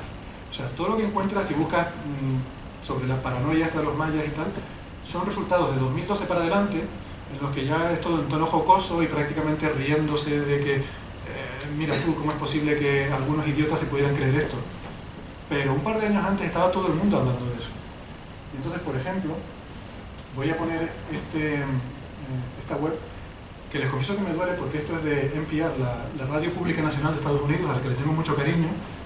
Me dio muchas horas de compañía en las horas de atasco en las carreteras allí en el estado de Colorado. Y es normalmente una fuente de información muy buena y muy fiable para casi todo. Y en este artículo están hablando, fíjense, el debate. O sea, primer punto, el debate sobre el calendario maya y el fin del mundo. O sea, ya no es ni siquiera, no es la ida de olla, no es la paranoia, no, es el debate. O sea, esto es muy típico de medios de comunicación, de coger cualquier tontería y elevar la categoría de debate. O sea, alguien dice cualquier chorrada, las vacunas causan autismo. Vamos a coger a un tío que defiende las vacunas con otro que dice que causan autismo y abre el debate. No, eso no es un debate. Eso es la falacia del falso equilibrio. No hay ningún debate. Y tampoco había debate en el año 2009, esto es 2009, fíjese, de 3 años antes ya están hablando del debate del fin del mundo. No había ningún debate. Lo que pasa es que había gente, fíjense lo que dice aquí, para los que estén haciendo planes a largo plazo, que sepan que el fin del mundo si creen en el calendario maya. ¿Cómo? Si crees en el calendario maya. Pues, claro que creen en el calendario. Los mayas tenían un calendario, claro que sí, no va a creer en el calendario maya. Como si dice que creo en el, yo qué sé, en el calendario Pirelli. Sí, creo en el calendario Pirelli. Pero luego sigue, ¿no? De acuerdo a los mayas antiguos, los cuales eran conocidos por sus grandes habilidades de registrar el tiempo, el final de la cuenta larga está dentro de 1241 días. Y Lawrence Joseph, que debe ser el experto, está esperando. Declaraciones entrecomilladas de Joseph, el experto. 2012, de hecho, es considerado una fecha profundamente pivotal en la historia de la humanidad y de la Tierra. ¿Qué pasó en 2012? ¿Alguien se acuerda de algo de 2012? España ganó la segunda Eurocopa, pero no creo que eso sea profundamente pivotal en la historia de la humanidad. Pero esto, a ver, estas cosas hay que recordarlas. O sea, no tenemos que olvidar estas cosas. O sea, remember the Mayas. Quiero decir que este es el modus operandi de los pseudocientíficos, de los charlatanes y tal. Tú sueltas cualquier parida, ¿vale? Hacer posible que sea lo más genérica y lo más ambigua posible, como una fecha pivotal, ¿vale? En la historia de la humanidad. Ahí lo dejo. Sueltas cualquier cosa, que no pasa nada, nadie se va a acordar, porque somos así, somos como el pez este de Nemo, no nos acordamos. Ahora, si en 2012 hubiera pasado algo, vamos, esta gente, bueno, los tendríamos todavía en todas partes, ¿no? Entonces, por eso tenemos que recordar a esta gente, tenemos que ser rencorosos con los magufos, hay que ser rencorosos, no hay que olvidarlo. Quiero buscar la dirección de mail del señor Lawrence Joseph a preguntarle qué pasó en 2012. Porque el caso es que podía haber pasado algo, o sea, lo de las hipotecas que pasó en 2008 podía haber pasado en 2012, si se hubiera retrasado un poco. Imagínense que la crisis mundial se hubiera desatado en 2012. ¿De qué estaríamos hablando? Estaríamos hablando de que los mayas habían predicho la crisis de no sé qué. O yo qué sé, o que Trump, en vez de haber ganado las elecciones hace un par de años, lo hubiera ganado en 2012, ¿sabes? Hay que ser rencoroso, hay que recordar estas cosas. Algún día se estará con algo, es que es inevitable, ¿sabes? En fin. Pues nada, que hay que estar alerta con estas cosas. Primera paranoia. Segunda paranoia, la historia de Obama. Esta es un poco más reciente, esta es de hace 2 años, 2016. ¿Se acuerdan de esto? Salió en la noticia, además me acuerdo perfectamente porque era en verano y no había otra cosa de la que hablar. No había fútbol y los políticos estaban de vacaciones, creo que esto fue en agosto. Resulta que Obama había advertido a la población de Estados Unidos, esto salió en todos los informativos generalistas, en España, en todo el mundo. Obama había ordenado a la nación prepararse para un evento solar destructivo. ¿Vale? Esto salió en todos los medios de comunicación.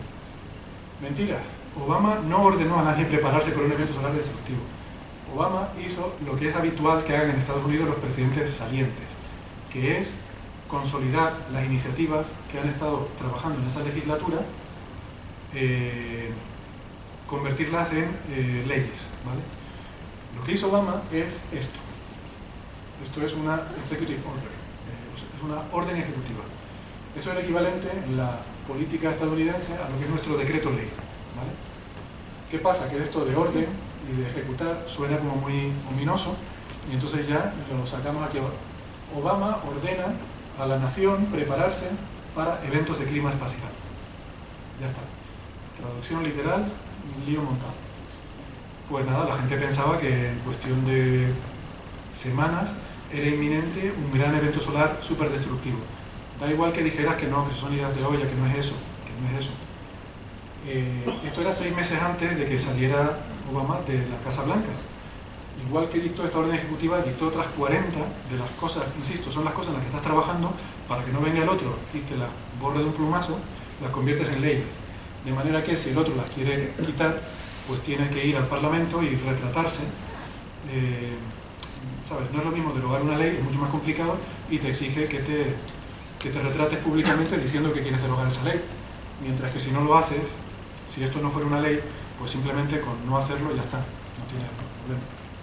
Entonces, lo que ordenó Obama a la nación era, no es que ordenó a la nación, Obama estaba trabajando en un plan de coordinación, que además lo sabemos porque trabajamos estrechamente con nuestros colegas estadounidenses, un plan para un caso de emergencia, como el que les he contado anteriormente, en el que hubiera un evento catastrófico que las diferentes agencias, como NASA, como NOAA, que es la agencia de los huracanes, la National Atmospheric and Oceanic Administration, NCAR, el sitio donde yo trabajaba, que es la Agencia Nacional de Océanos y de Investigación Atmosférica, pues que todas esas agencias tuvieran una coordinación. El Observatorio Solar Nacional también se ha incluido ahí. O sea, es un esfuerzo de coordinación entre agencias para tener un plan, tener un protocolo de actuación en caso de que ocurriera algo, que es algo que todos deberíamos tener. España, por ejemplo, está ahora también trabajando en un plan de este tipo, ¿no? Bueno, pues esto fue lo que pasó. Y de hecho, esto vino precipitado por algo que había ocurrido unos meses antes, que es que les he dicho que un evento Carrington no se ha vuelto a repetir. No se ha vuelto a repetir en la Tierra, pero hay 2 sondas de la NASA que se llaman Stereo A y Stereo B, que son 2 naves que están en la misma órbita que la Tierra, pero una está 1/3 de órbita hacia adelante y otra está 1/3 de órbita hacia atrás, para ver el Sol desde diferentes puntos de vista. Pues resulta que, bueno, no recuerdo la fecha, pero unos meses antes, Stereo B había sido impactada por una eyección de masa coronal que cuando se analizaron los datos se vio que era tan potente como la del evento Carrington. Lo que pasa es que esa no iba dirigida hacia la Tierra, fue dirigida hacia Stereo y se llevó la sacudida del pobre bicho, pero de habernos llegado aquí hubiera sido un problema. Entonces esto fue uno de los elementos que hizo que se dieran prisa en poner en marcha este tipo de planes. La cuestión es, ¿hay alguna razón para estar preocupado? O sea, ¿está justificada toda esta paranoia? Pues resulta que si miramos los datos, se diría que no, más bien el Sol está bajando su actividad. Estos son los últimos ciclos solares, ahora mismo no estamos actualizados, estamos ahora mismo por aquí, y vemos que los 2 ciclos anteriores fueron bastante más pronunciados.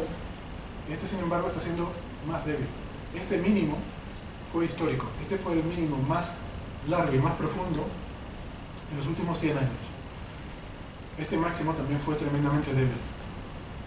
Así que, basado en los datos, no hay algo para pensar que hay algo inminente que nos tenga que preocupar más de lo habitual. O sea, tenemos que tener la preocupación que mencioné hace un rato, de las cosas que hay que tener en cuenta, hay que estar preparado, pero no hay ninguna razón para pensar que haya nada inminente, ¿no? De hecho, más bien, como les digo, peligro. Les dije antes que, en principio, nada de esto afectaba al clima. Sin embargo, existe cierto debate sobre si lo que se llaman grandes mínimos, que son periodos extremadamente prolongados de más de 50 años, en los cuales no ha habido actividad solar en absoluto. Sabemos que esto ha ocurrido a lo largo de la historia de la Tierra. Ha habido periodos de tiempo en los que durante varias décadas el Sol no ha tenido actividad. Ha estado suprimido completamente el ciclo.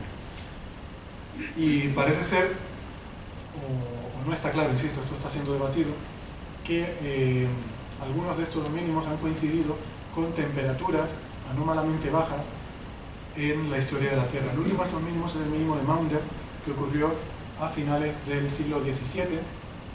Durante 60 años no hubo manchas en absoluto, Y bueno, esta época más o menos parece coincidir con lo que se llama la pequeña edad de hielo. Lo que pasa es que esto también está bastante discutido. Por ejemplo, los geólogos no están de acuerdo en que existiera realmente una pequeña edad de hielo a nivel mundial, que podría haber sido un efecto local en Europa, pero claro, nuestra cultura, toda la información que nos llega proviene de Europa. Entonces, si en Europa hizo más frío, la información que nos llega es predominantemente de que en el mundo hizo más frío. Pero sí que desde luego en Europa hizo más frío durante el mínimo de Maunder. Entonces esto no está claro, existe todavía controversia científica y se está discutiendo. La cuestión es que, como les dije antes, la actividad solar parece estar en declive. Los últimos mínimos están tendiendo a una actividad no malamente baja y empiezan a aparecer papers en la literatura científica que predicen que podríamos estar entrando en un nuevo mínimo de Maunder. Ojo, estas predicciones son muy cogidas con pinzas, o sea, no son predicciones de verdad basadas en física rigurosa. No entendemos bien la física de todo esto, no tenemos capacidad de predecir. Estas predicciones están basadas en coger datos históricos e intentar ajustar lo que pasó en épocas históricas, de que, bueno, parece que en el pasado, cuando ocurrió esto, entonces pasó tal otra cosa. Entonces, cuando tienes con ese tipo de argumentos, hay algunos investigadores que dicen que estamos a las puertas de un nuevo mínimo de Maunder. Claro, pues nada, paranoia número 3, la glaciación. Antes íbamos a morir achicharrados, ahora vamos a morir de frío. Bueno, pues vale, en 2030, como dicen las abuelitas en mi pueblo, hay que comprarse la rebequita y taparse la boquita al salir, porque va a hacer mucho frío. En fin, bueno, creo que llevo ya una hora hablando y ya la garganta también se me está resintiendo. Voy a ir acabando, pero quería mencionarles un par de cositas que han estado de actualidad en lo que es el campo este, ¿no? Uno de ellos es la sonda Solar Parker, es un proyecto chulísimo en el que yo no estoy involucrado y a pesar de ello es bastante chulo. Pero digo que yo no estoy involucrado porque quizás no soy el mayor experto para hablar de esto, pero me da igual. Esto ha estado saliendo en los medios de comunicación pues, recientemente, porque se lanzó hace poco. Es una misión muy interesante y sobre todo es del tipo de misiones que le gusta, que casan muy bien con los medios de comunicación porque tiene muchos el más, ¿no? Es el más no sé qué, el más no sé cuánto, ¿no? Todos los titulares científicos tienen que ser: descubren la estrella más grande, la más redonda, la más alejada, la más cercana, la más roja, la más verde. Todo tiene que ser el más no sé qué. Bueno, pues la sonda Solar Parker es el artefacto humano más rápido de la historia y también es el que más se va a acercar al Sol de la historia. Así que tiene un par de récords de esos muy chulos. Entonces, es un desafío tecnológico muy importante, sobre todo por dos razones, por estas dos que les he dicho. Se lanzó en verano, quiero recordar que en agosto, y se va a acercar a la friolera, la calentura, de 8,5 radios solares. Eso es muy cerca. Esto se ha vendido en los medios de comunicación como la nave que va a tocar el Sol. Y ese titular tiene su sentido, pero es un poco engañoso. Porque eso de tocar el Sol parece que va a ir y va a llegar a un radio solar, pero no. Se va a poner a 8,5 radios solares, ¿vale? Es como decir que, no sé, que esa bandera me está tocando a mí. A ver, 8,5 radios solares aún así es muy cerca. Y el titular viene del hecho de que lo que sí va a hacer la sonda Solar Parker es que va a volar a través de la corona del Sol. La corona es una región muy extendida de campo magnético, donde domina el campo magnético, donde el campo magnético es el que manda y donde pasan cosas de las que queremos entender. Entonces la sonda va a pasar por esas líneas de campo magnético, va a tocar el plasma con ese campo magnético y nos va a dar información in situ. Entonces, parte del reto tecnológico es que te vas a acercar mucho al Sol, ahí hace muchísimo calor, pero por suerte, por lo que les decía, el medio es tremendamente tenue. Entonces solamente te da, o sea, el calor viene del hecho de que tienes la radiación solar. Si llevas una sombrilla suficientemente buena y que te aguante, has resuelto el problema. La sonda lleva un escudo térmico, que es esta cosa de aquí, que se va a poner a 1400 grados de temperatura. Está hecho de un material de compuesto carbono-carbono, que es como el de la panza de la lanzadera espacial. Y ese material va a soportar las altas temperaturas, pero todo lo que está detrás de ese material está la sombrita. Y ahí a la sombrita se está muy agradable, se está a 30 grados. O sea que, bueno, yo no sé si aquí en Valladolid se llega alguna vez a eso, pero Sí, ya sé que en verano hace calor. Con lo que me tengo que meter, es que no está Bernabé. Entonces, toda la instrumentación está a 30 grados, siempre que consigas mantenerla a la sombra del escudo. Y esta es la clave de la misión. La sonda tiene que estar perfectamente alineada en todo momento con el escudo por delante. En el momento en que algo se salga del escudo, está frito, ¿vale? No tarda cuestión de segundos en achicharrar cualquier elemento de los que hay aquí detrás que se salga del escudo. Entonces es la parte crítica de la misión y es algo que, bueno, de nuevo, reto tecnológico. El primer perihelio lo está haciendo hoy, o sea, ahora mismo está pasando por el punto más cercano al Sol y... bueno, lo que les decía, la nave más rápida de la historia, 700.000 km/h, son los que va a alcanzar cuando llegue el perihelio más cercano. Para hacer esta aproximación tiene que pasar 7 veces por Venus. Y esto parece un poco contraintuitivo, pero es una de las cosas que me gusta explicar sobre esta sonda. Una de las cosas chulas que tiene es la astrodinámica. Nos permite hablar un poco de dinámica orbital. Es tremendamente difícil mandar algo hacia adentro, hacia el Sol. Cuando estamos en la Tierra, parece lo contrario, parece que ir hacia el Sol es fácil, solo tienes que dejar que caiga, ¿verdad? Parece que es más difícil ir hacia afuera, a Marte, a Júpiter. No, ir hacia afuera está chupado. Ir hacia el Sol es muy difícil. ¿Por qué? Porque nosotros vamos en la Tierra, en un momento dado, la Tierra se mueve a 30 km por segundo, que es una barbaridad.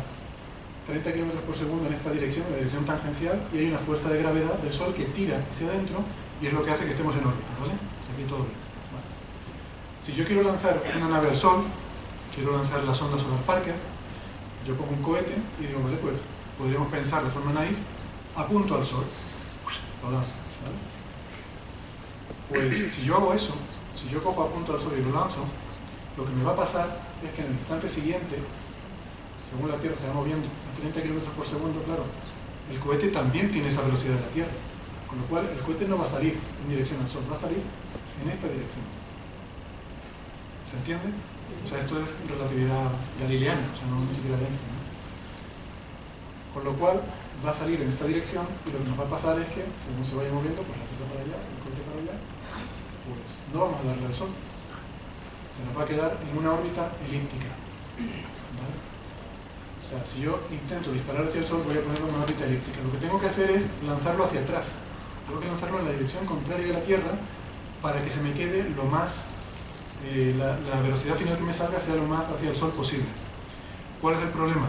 No tenemos cohetes suficientemente potentes como para hacer esto. No hay ningún cohete que pueda restar toda esta velocidad. O sea, quédense con esto. Estoy diciendo que no tenemos ningún cohete suficientemente potente para mandar algo al Sol.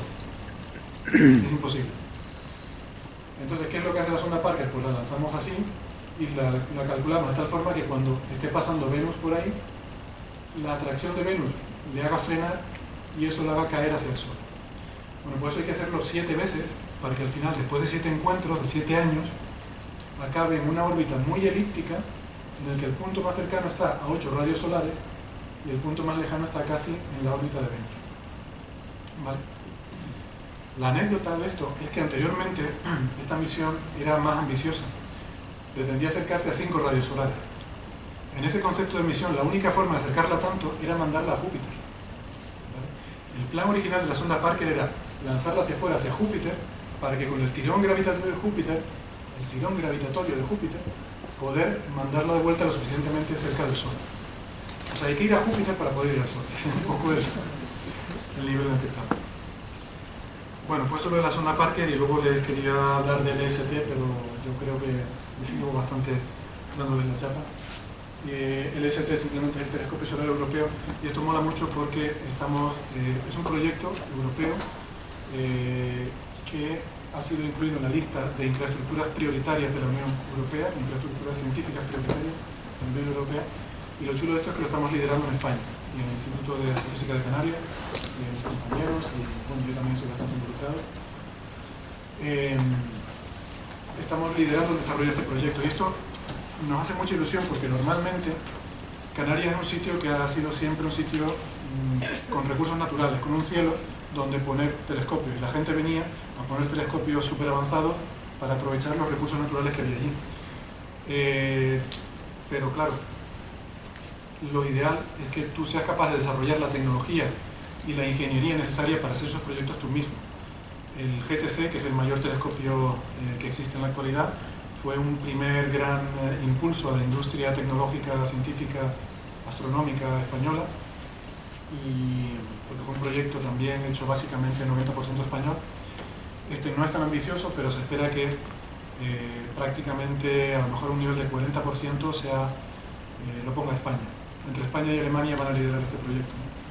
Entonces es algo muy importante que estemos en condición de liderar grandes proyectos de estos para nuestra industria, para nuestro desarrollo como sociedad. Esto que se dice el modelo de la sociedad del conocimiento y tal, es justo esto, es poder hacer este tipo de cosas, ¿no? Bien, muchas gracias por aguantarme.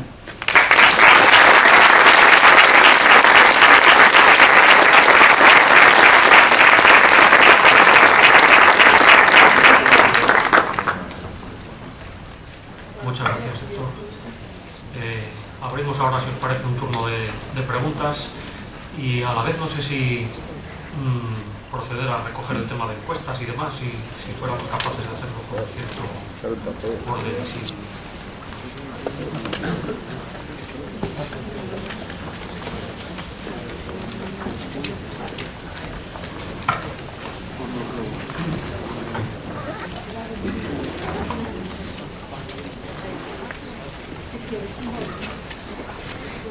Bueno, me comentan que recuerde cómo va el tema de encuestas. Hay un papelito que os han entregado a la entrada que tiene dos números y una parte de texto.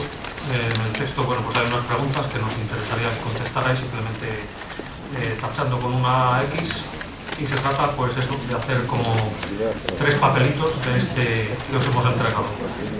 La encuesta la recogemos por un lado, un número por otro lado y el otro número os le quedáis. Con la encuesta pues nos quedamos y con el número que recogemos hacemos aquí delante de todos pues un tema de estos de mano inocente, sacamos el número, lo comunicamos y el agraciado pues se lleva los prismáticos que amablemente nos ha cedido Telescopio Humanidad. Por lo demás, pues no sé, hay preguntas para hacerle a Héctor. Ya decía yo que es un divulgador magnífico en nuestra presidente, ya ha quedado todo meridianamente claro. Y además, pues muy amplio, como habéis podido comprobar. Por aquí Bueno, buenas tardes, soy Fernando Muñoz y quería ya preguntar una cosa, porque da la casualidad que puedo presumir de ser un niño de la guerra y entonces resulta que en el año 1937, si mal no recuerdo, en el cielo de Alicante, que es donde yo estaba, se vio una aurora boreal. Eso parece que fue o no fue, porque mi memoria, aunque es fuerte, pues hace muchos años. La verdad que no lo sé, no tengo esa información, pero podría ser, o sea, de vez en cuando, cuando ocurren tormentas magnéticas muy potentes, se pueden ver auroras en latitudes muy bajas. No me sorprendería que en tiempo histórico se hubieran visto, efectivamente. Pero recuerdo... No me sorprendería, pero no puedo... Yo no recuerdo que se dijo entonces, sí. ¿Era en el cielo del norte? ¿Eh? En el cielo del norte. Era en Alicante. Sí, pero se veía hacia el norte. Ay, eso yo era muy pequeño para saber eso. Pero, si mal no recuerdo, probablemente sí, porque estaba yo en un jardín y quiero recordar que era ahora aquí vergüenza de todas cosas Intento enterarme y si tengo la información se la transmito a los compañeros de UA. Muchas gracias.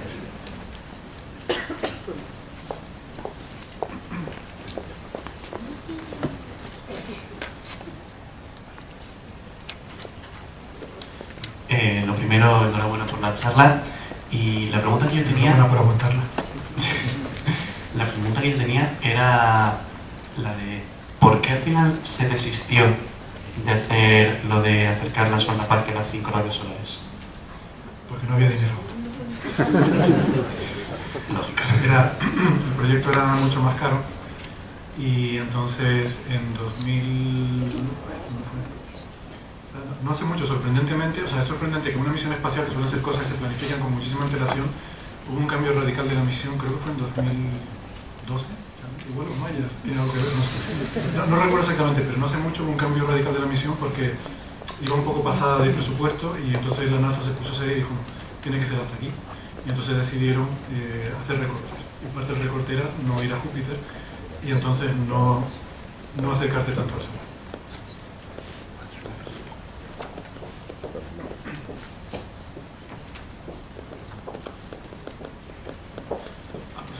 Olvidé decir una cosa que me gustaría mencionar. Otra de las cosas de estas récords, cosas peculiares de esta sonda, es que por primera vez se le pone el nombre de una sonda espacial a un investigador vivo. La sonda se llama así en honor a Eugene Parker, que es probablemente el físico solar más encumbrado de nuestra generación, ¿no? Puede incluso que de la historia. O sea, siempre se habla de que si hubiera un premio Nobel en física solar sería para Eugene Parker, y él todavía está jubilado, pero no, está muy bien de salud, fue al lanzamiento y mira, yo incluso tengo una anécdota, lo conocí una vez a Eugene Parker. ¿Tú te acuerdas, Inés, que hubo un congreso, debió ser en el año 94 o 95, un congreso en el Puerto de la Cruz, muy importante? Yo estaba de becario en la pirámide, controlando los instrumentos de sismología, de los que hablé, de estos que hacían medidas de sismología. Y entonces mi misión era ir por la mañana, abrir, poner aquello a funcionar y apagarlo por la noche, ¿no? Y entonces parte de los actos del congreso era que se llevaba a los participantes, se les llevaba una visita al observatorio. Y entonces yo de repente me encuentro que un día, mientras yo estaba allí custodiando esos instrumentos que para mí eran lo más valioso del mundo, me entra un rebaño de gente por ahí para adentro que empiezan a husmear por todas partes, no sé, a tocarlo todo, a curiosear por todas partes. Yo estaba muy nervioso, ¿no?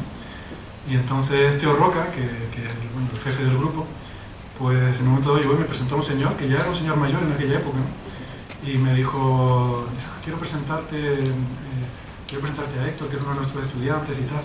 Bueno, dijo algo Teo en ese momento que me llegó al alma y no voy a reproducirlo, eso queda entre nosotros, pero lo que sí quiero decir es que me presentaron a Parker y yo le di la mano, pero ni sabía quién era y me daba igual, francamente. Yo estaba muy nervioso viendo toda aquella gente, ¿no? Y luego me enfadé mucho porque mientras a Parker todo el mundo lo trataba de una forma muy reverencial, ¿no? Iban todos enseñándole las cosas y había uno de los instrumentos que estaba en un banco óptico, pasaba por allí el haz de la luz solar, y entonces Parker se fue a mirar ahí, se asomó, metió la cabeza y al meter la cabeza hubo un momento en que tapó el haz y entonces en la pantalla se veía la curva de lo que tenía que salir y de repente una cosa ahí que estaba mal, ¿no? Y yo, enfadadísimo, que se me llamaban los demonios porque me habían estropeado los datos, ¿no? Y le dije a Clara, luego cuando se fueron, que era otra de las personas, de los seniors del grupo, y, oye, Clara, mira, lo siento, no he podido evitarlo, es que mira lo que ha pasado aquí, esto fue culpa del señor aquel que metió la cabeza. Y dice Clara, ¿eso fue la cabeza de Parker? Digo, sí. Dice, lo que tienes que hacer es imprimir esa gráfica, la imprimes, la marcas con bolígrafo la cabeza de Parker y lo cuelgas en tu oficina. No lo hice, me estoy arrepintiendo muchísimo de no haberlo hecho. Bueno, me da cosa interrumpirte con tus anécdotas porque seguro que son más interesantes. Pero aprovechando que ya has hablado de la heliosismografía, me parece que es un tema que no se suele tratar mucho y me gustaría que... Es muy aburrido. Lo dejo aquí entonces. Pero bueno, has puesto una gráfica en la que ponías pues, una gráfica de frecuencias en las que iba esto. Y quería dos preguntas. Una, preguntarte en qué orden a qué hercios son las ondas que se producen en el interior del Sol. Y la segunda es si tenemos algún modelo, porque no creo que podamos ver dentro del Sol, no estoy seguro, pero ¿tenemos algún modelo que explique cómo se producen y demás? Sí. Gracias. Bueno, y sumarme a Jorge y decirte que es un placer escucharte y en el medio que sea. Muchas gracias.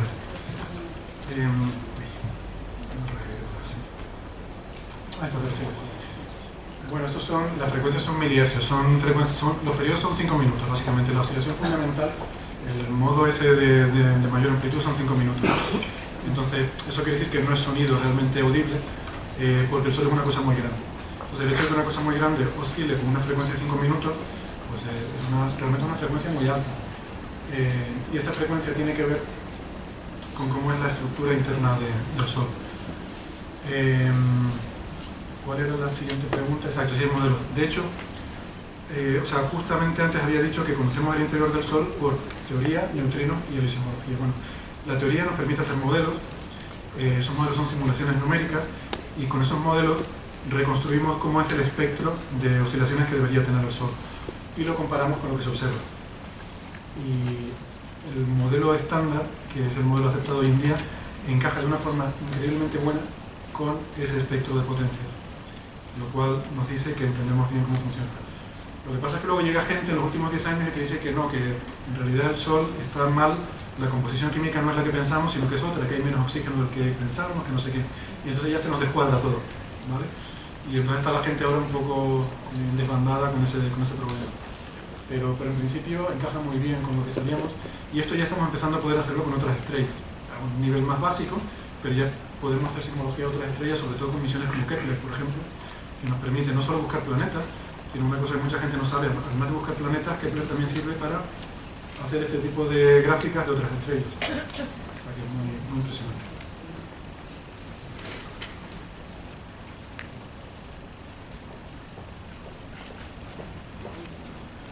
Con Kepler podía, porque el otro día ya lo desconectaron. Que en paz descanse.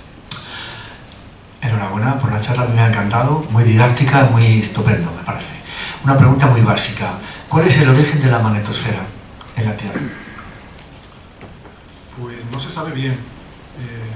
Yo desde luego no lo sé bien, pero no, creo que es un problema abierto en geología, no está claro.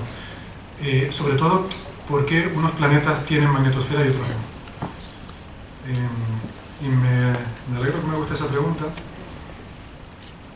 porque al final voy a sacar la última transparencia que tenía.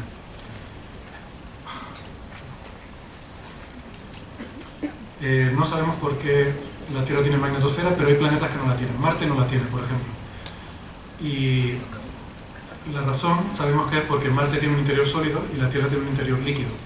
Entonces necesitas, para tener el efecto dinámico que genera la magnetosfera, necesitas un núcleo metálico fundido en estado líquido. Ahora bien, ¿por qué algunos planetas se han enfriado como Marte o como Venus y se han solidificado sus interiores mientras que la Tierra no? No sabemos por qué. Hay diferentes hipótesis. Algunas sostienen que quizás el interior de la Tierra tiene más elementos radiactivos. Por alguna razón la nube original del sistema solar no era tan homogénea y los elementos radiactivos eran más abundantes en la zona de la Tierra. O incluso hay quien piensa que es la Luna, porque la Luna es muy peculiar, la Luna de la Tierra. Entonces es posible que haya algo de efecto antrópico en el hecho de que vivimos aquí porque aquí hay una magnetosfera, porque la Luna la causa. O sea, que el efecto de marea de la Luna no haya permitido que el núcleo de la Tierra se solidifique. Pero eso, a ver, no está muy claro. Esto es interesante porque, bueno, no se ve, pero quería mencionar que esto de la exovida, ¿vale? Somos una generación súper afortunada porque pensamos, quiero decir, la humanidad, que o sea, los expertos que trabajan en el tema piensan que en los próximos 10, 15 años probablemente habremos encontrado vida en otros planetas. Y esto es alucinante, esto es increíble. Y uno de los elementos clave que pensamos que tienen que ver con la formación de la vida es justamente la magnetosfera. O sea, la Tierra tiene vida y tiene magnetosfera, no es casualidad. Marte, hace 3.000 millones de años, Marte era mucho más hospitalario que la Tierra, ¿vale? En Marte había océanos de agua líquida, cuando en la Tierra no. En Marte había una atmósfera densa y era un planeta mucho más cálido por esa atmósfera densa. Sin embargo, todo eso lo perdió, y lo perdió por la actividad solar. Porque esto es algo que hemos aprendido hace poco, estos resultados son del año pasado. La sonda Maven ha medido la erosión de la atmósfera marciana provocada por la actividad solar. Es decir, la actividad violenta del Sol, que además era el Sol era más violento hace 3.000 millones de años, la actividad violenta del Sol arrancó la atmósfera de Marte y lo convirtió en un sitio lleno, como es ahora, mientras que la Tierra no. Y sin embargo, hace 3.000 millones de años Marte era más habitable que la Tierra. De hecho, a mí no me sorprendería lo más mínimo que la vida hubiera comenzado en Marte y de alguna forma allí se hubiera extinguido y hubiera migrado hacia la Tierra. En esta época en la que tenemos estos problemas con los flujos migratorios sería también una alegoría bastante interesante. También hay auroras en Marte, por cierto, ya que hablamos de esto, ¿no? Es otro descubrimiento reciente. La actividad solar genera auroras en la débil atmósfera marciana. Un ejemplo de lo que decía sobre la importancia de la habitabilidad de exoplanetas es Próxima B, que es el planeta supongo que saben, ¿no? Próxima Centauri, la estrella más cercana a nosotros, hay un planeta que se parece a la Tierra, que está en zona de habitabilidad y que nos hemos puesto muy contentos al descubrirlo. Titulares como esto: el planeta Próxima B podría ser altamente habitable, pero como siempre con los titulares vamos de podría ser próximamente habitable a probablemente está ya muy desértico, porque superflares que hemos detectado en esta estrella han estado esterilizando la superficie del planeta. Así que vamos de highly habitable to dimming hopes of life, que probablemente no hay vida, dicen. Esto es lo que tiene. Vamos a encontrarnos muchas de estas situaciones porque los exoplanetas que encontramos son sobre todo los que están en enanas rojas. Y ahora con la misión TESS, que va a detectar supuestamente 10.000 exoplanetas nuevos, la mayoría serán en enanas rojas. Las enanas rojas están bien, pero son bichos muy activos, son una estrella con muy mala leche.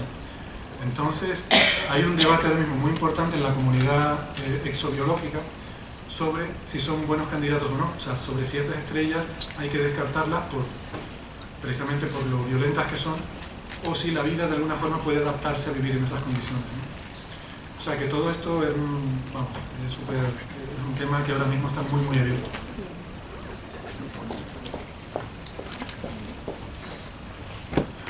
Hola, buenas.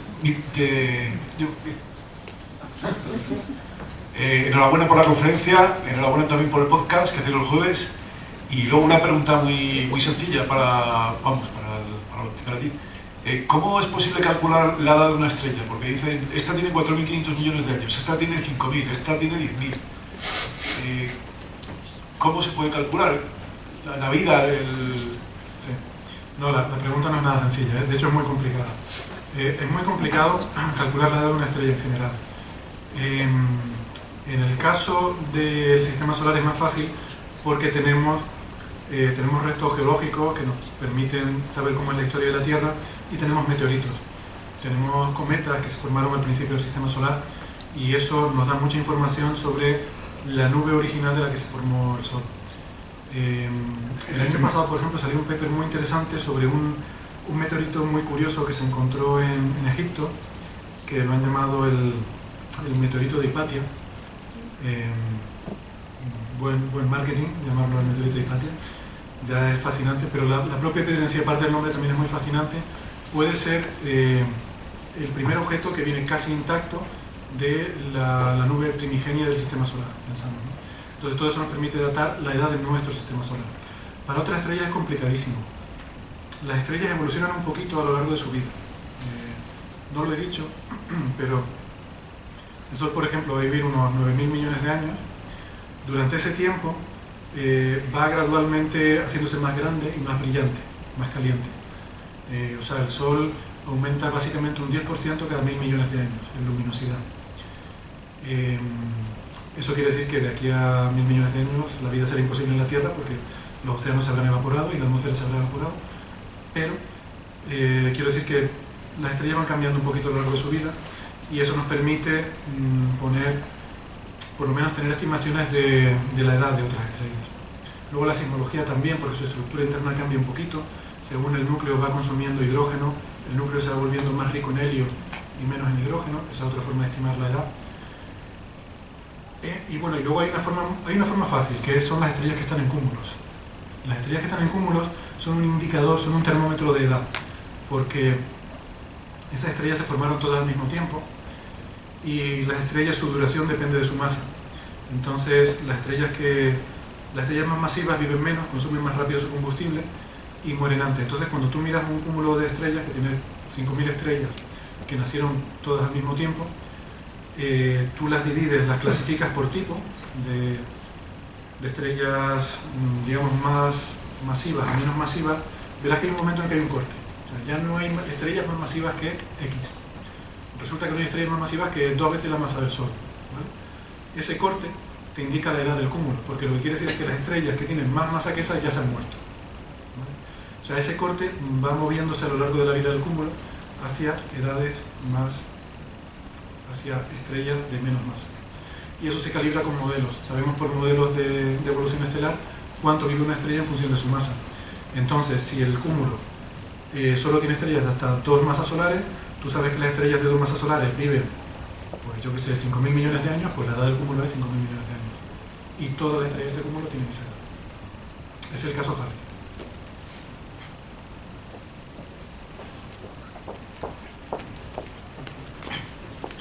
Sí, yo me voy a poner un poco más catastrofista todavía. No sé si habrá periodistas en la sala, pero a ver, llevamos observando el Sol más o menos científicamente, podríamos decir 200, 300 años, y digamos con datos realmente fiables, no sé, 50, 100 años.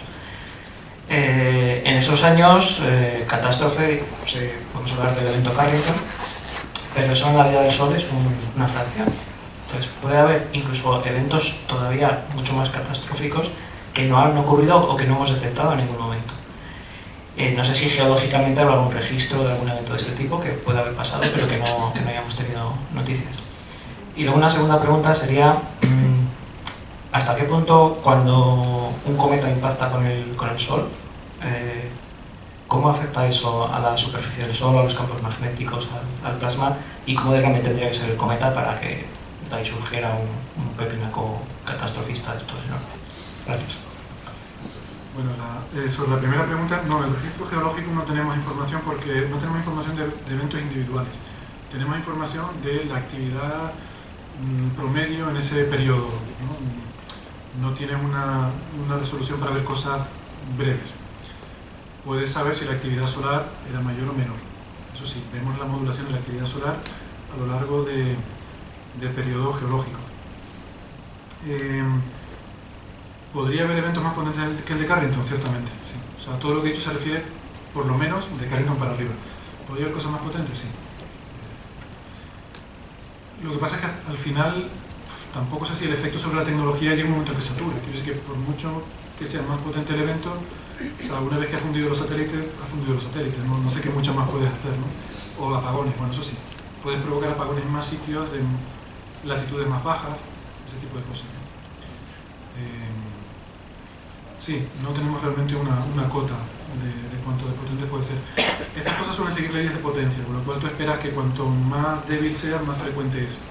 Entonces, si el evento Carrington ocurre pues, a 100, 200 años, pues algo mucho más potente ocurrirá pues, ya a lo mejor cada miles de años, ¿no? Sería lo esperable. Sobre lo del cometa, no, vemos regularmente choques de cometas con el Sol. De hecho, curiosamente, como anécdota, SOHO, el instrumento este satélite que observa el Sol, ha sido el cazacometas más prolífico de la historia. El mayor descubridor de cometas es un telescopio que está observando el Sol, porque los cometas tarde o temprano acaban yendo al Sol. Entonces, y muchos de ellos chocan entre comillas, porque lo que pasa es que se vaporizan antes de llegar al Sol, no llegan realmente a impactar con el Sol. Pero es muy bonito, hay imágenes, además algunas ya con SDO que son mucho más, imágenes mucho más detalladas de cometas, que o sea, es súper bonito, se ve como el cometa como que explota al llegar al Sol, realmente se vaporiza, pero luego en la cola, el material que queda formando esas estructuras magnéticas que forman el Sol, porque el material ionizado de la cola queda atrapado por el campo magnético y pasa a ser parte de ese plasma que está atrapado y congelado en el campo solar. Muy chulo, muy interesante.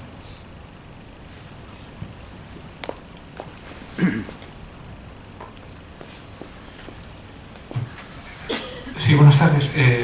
Antes al principio hablaste de los neutrinos, que eran, creo que, bastante importantes, ¿no?, en el estudio del Sol. Lo que pasa es que los hemos abandonado, ¿no? No sabemos, bueno, la pregunta sería, ¿hasta dónde llegan esos neutrinos? Imagino que el alcance será limitado, ¿no? Vale, la pregunta real sería, ¿qué ocurre, o por qué sabemos que esos poquitos neutrinos que detectamos son del Sol y no son de otra estrella? Que imagino que también podrían llegar hasta nosotros, ¿no? Sí, porque nos llegan muchísimo más del Sol que de otras estrellas. Y tú sabes cómo comparas la luz del Sol con la luz de una estrella. Entonces detectamos pocos neutrinos, por probabilidad tienen que ser del Sol. ¿Y qué hacemos o qué hacéis con ellos? Entonces, o sea, lo que se hace es compararlos con lo que la teoría predice, ¿vale? Hubo este problema que te decía, que mencionaba en la charla sobre los neutrinos solares y cómo eso no cuadraba con la teoría del modelo estándar de física de partículas. Gracias a eso hemos descubierto ahora que los neutrinos tienen un poquito de masa y entonces eso hace que varíen y tal. Ahora, por ejemplo, dentro de esta controversia que hay, mencioné que hay una controversia sobre la composición química del Sol. Porque hay un grupo que dice que con observaciones mejores y modelados mejor realmente la composición química del Sol tendría que ser diferente, tendría que haber menos oxígeno del que pensamos que hay y menos de otros elementos, y dije que eso no cuadraba con la heliosismología. Bueno, ahora hay gente haciendo también los cálculos con los neutrinos, porque resulta que si tú cambias la composición química del Sol, eso te cambia cómo es su estructura y te cambia a qué ritmo se producen las reacciones nucleares en el interior. Entonces eso modificaría el flujo de neutrinos. Este año salió un paper sobre ese tema y la conclusión que dan es que no cuadra bien. O sea, que el flujo de neutrinos que observamos cuadra con las predicciones de la composición química anterior y los modelos que salen de esa composición química, pero no con los nuevos. Entonces, para ese tipo de cosas es lo que se usa. Hoy en día la gente que busca neutrinos ya empieza a buscarlos de otras fuentes, ¿no? Y sobre todo se empiezan a intentar hacer observaciones de astronomía multimensajero, como esta de la kilonova, el evento 1708-17, en el que se observaron ondas gravitacionales junto con contrapartida óptica. Ahora se quiere observar neutrinos también. Otro tema de por qué sabemos que son solares tiene que ver con la energía de los neutrinos.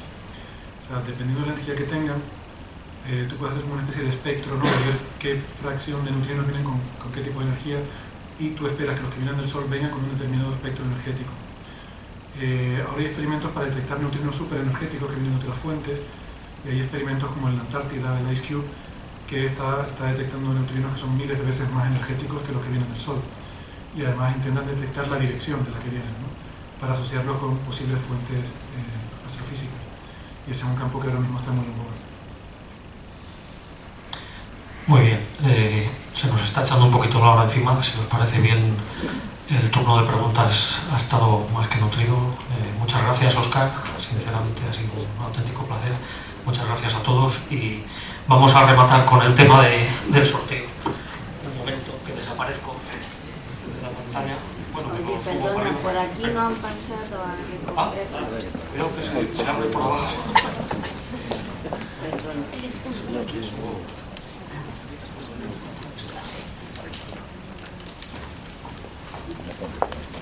Esta parte se quedaba sin telescopio. Lo teníais totalmente...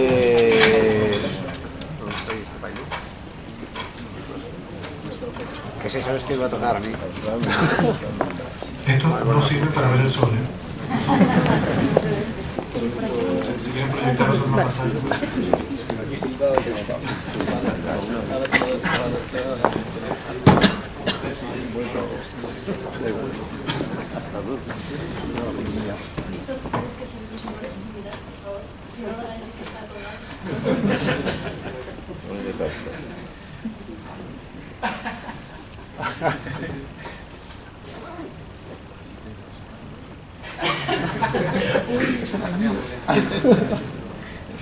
Y el número premiado es...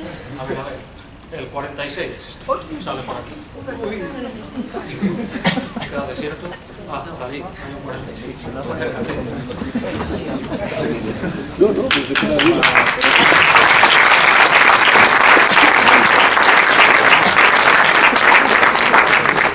¿Eso que me habéis dicho? Sí, ese mismo.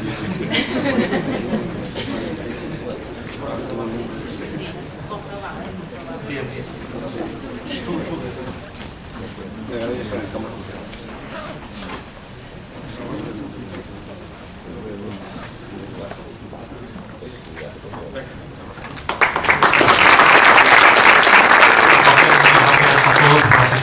Y recordad que desde mañana, cada día, hay una conferencia sobre astronomía, aquí a la misma hora, a las 7:30, con sorteo de prismáticos también.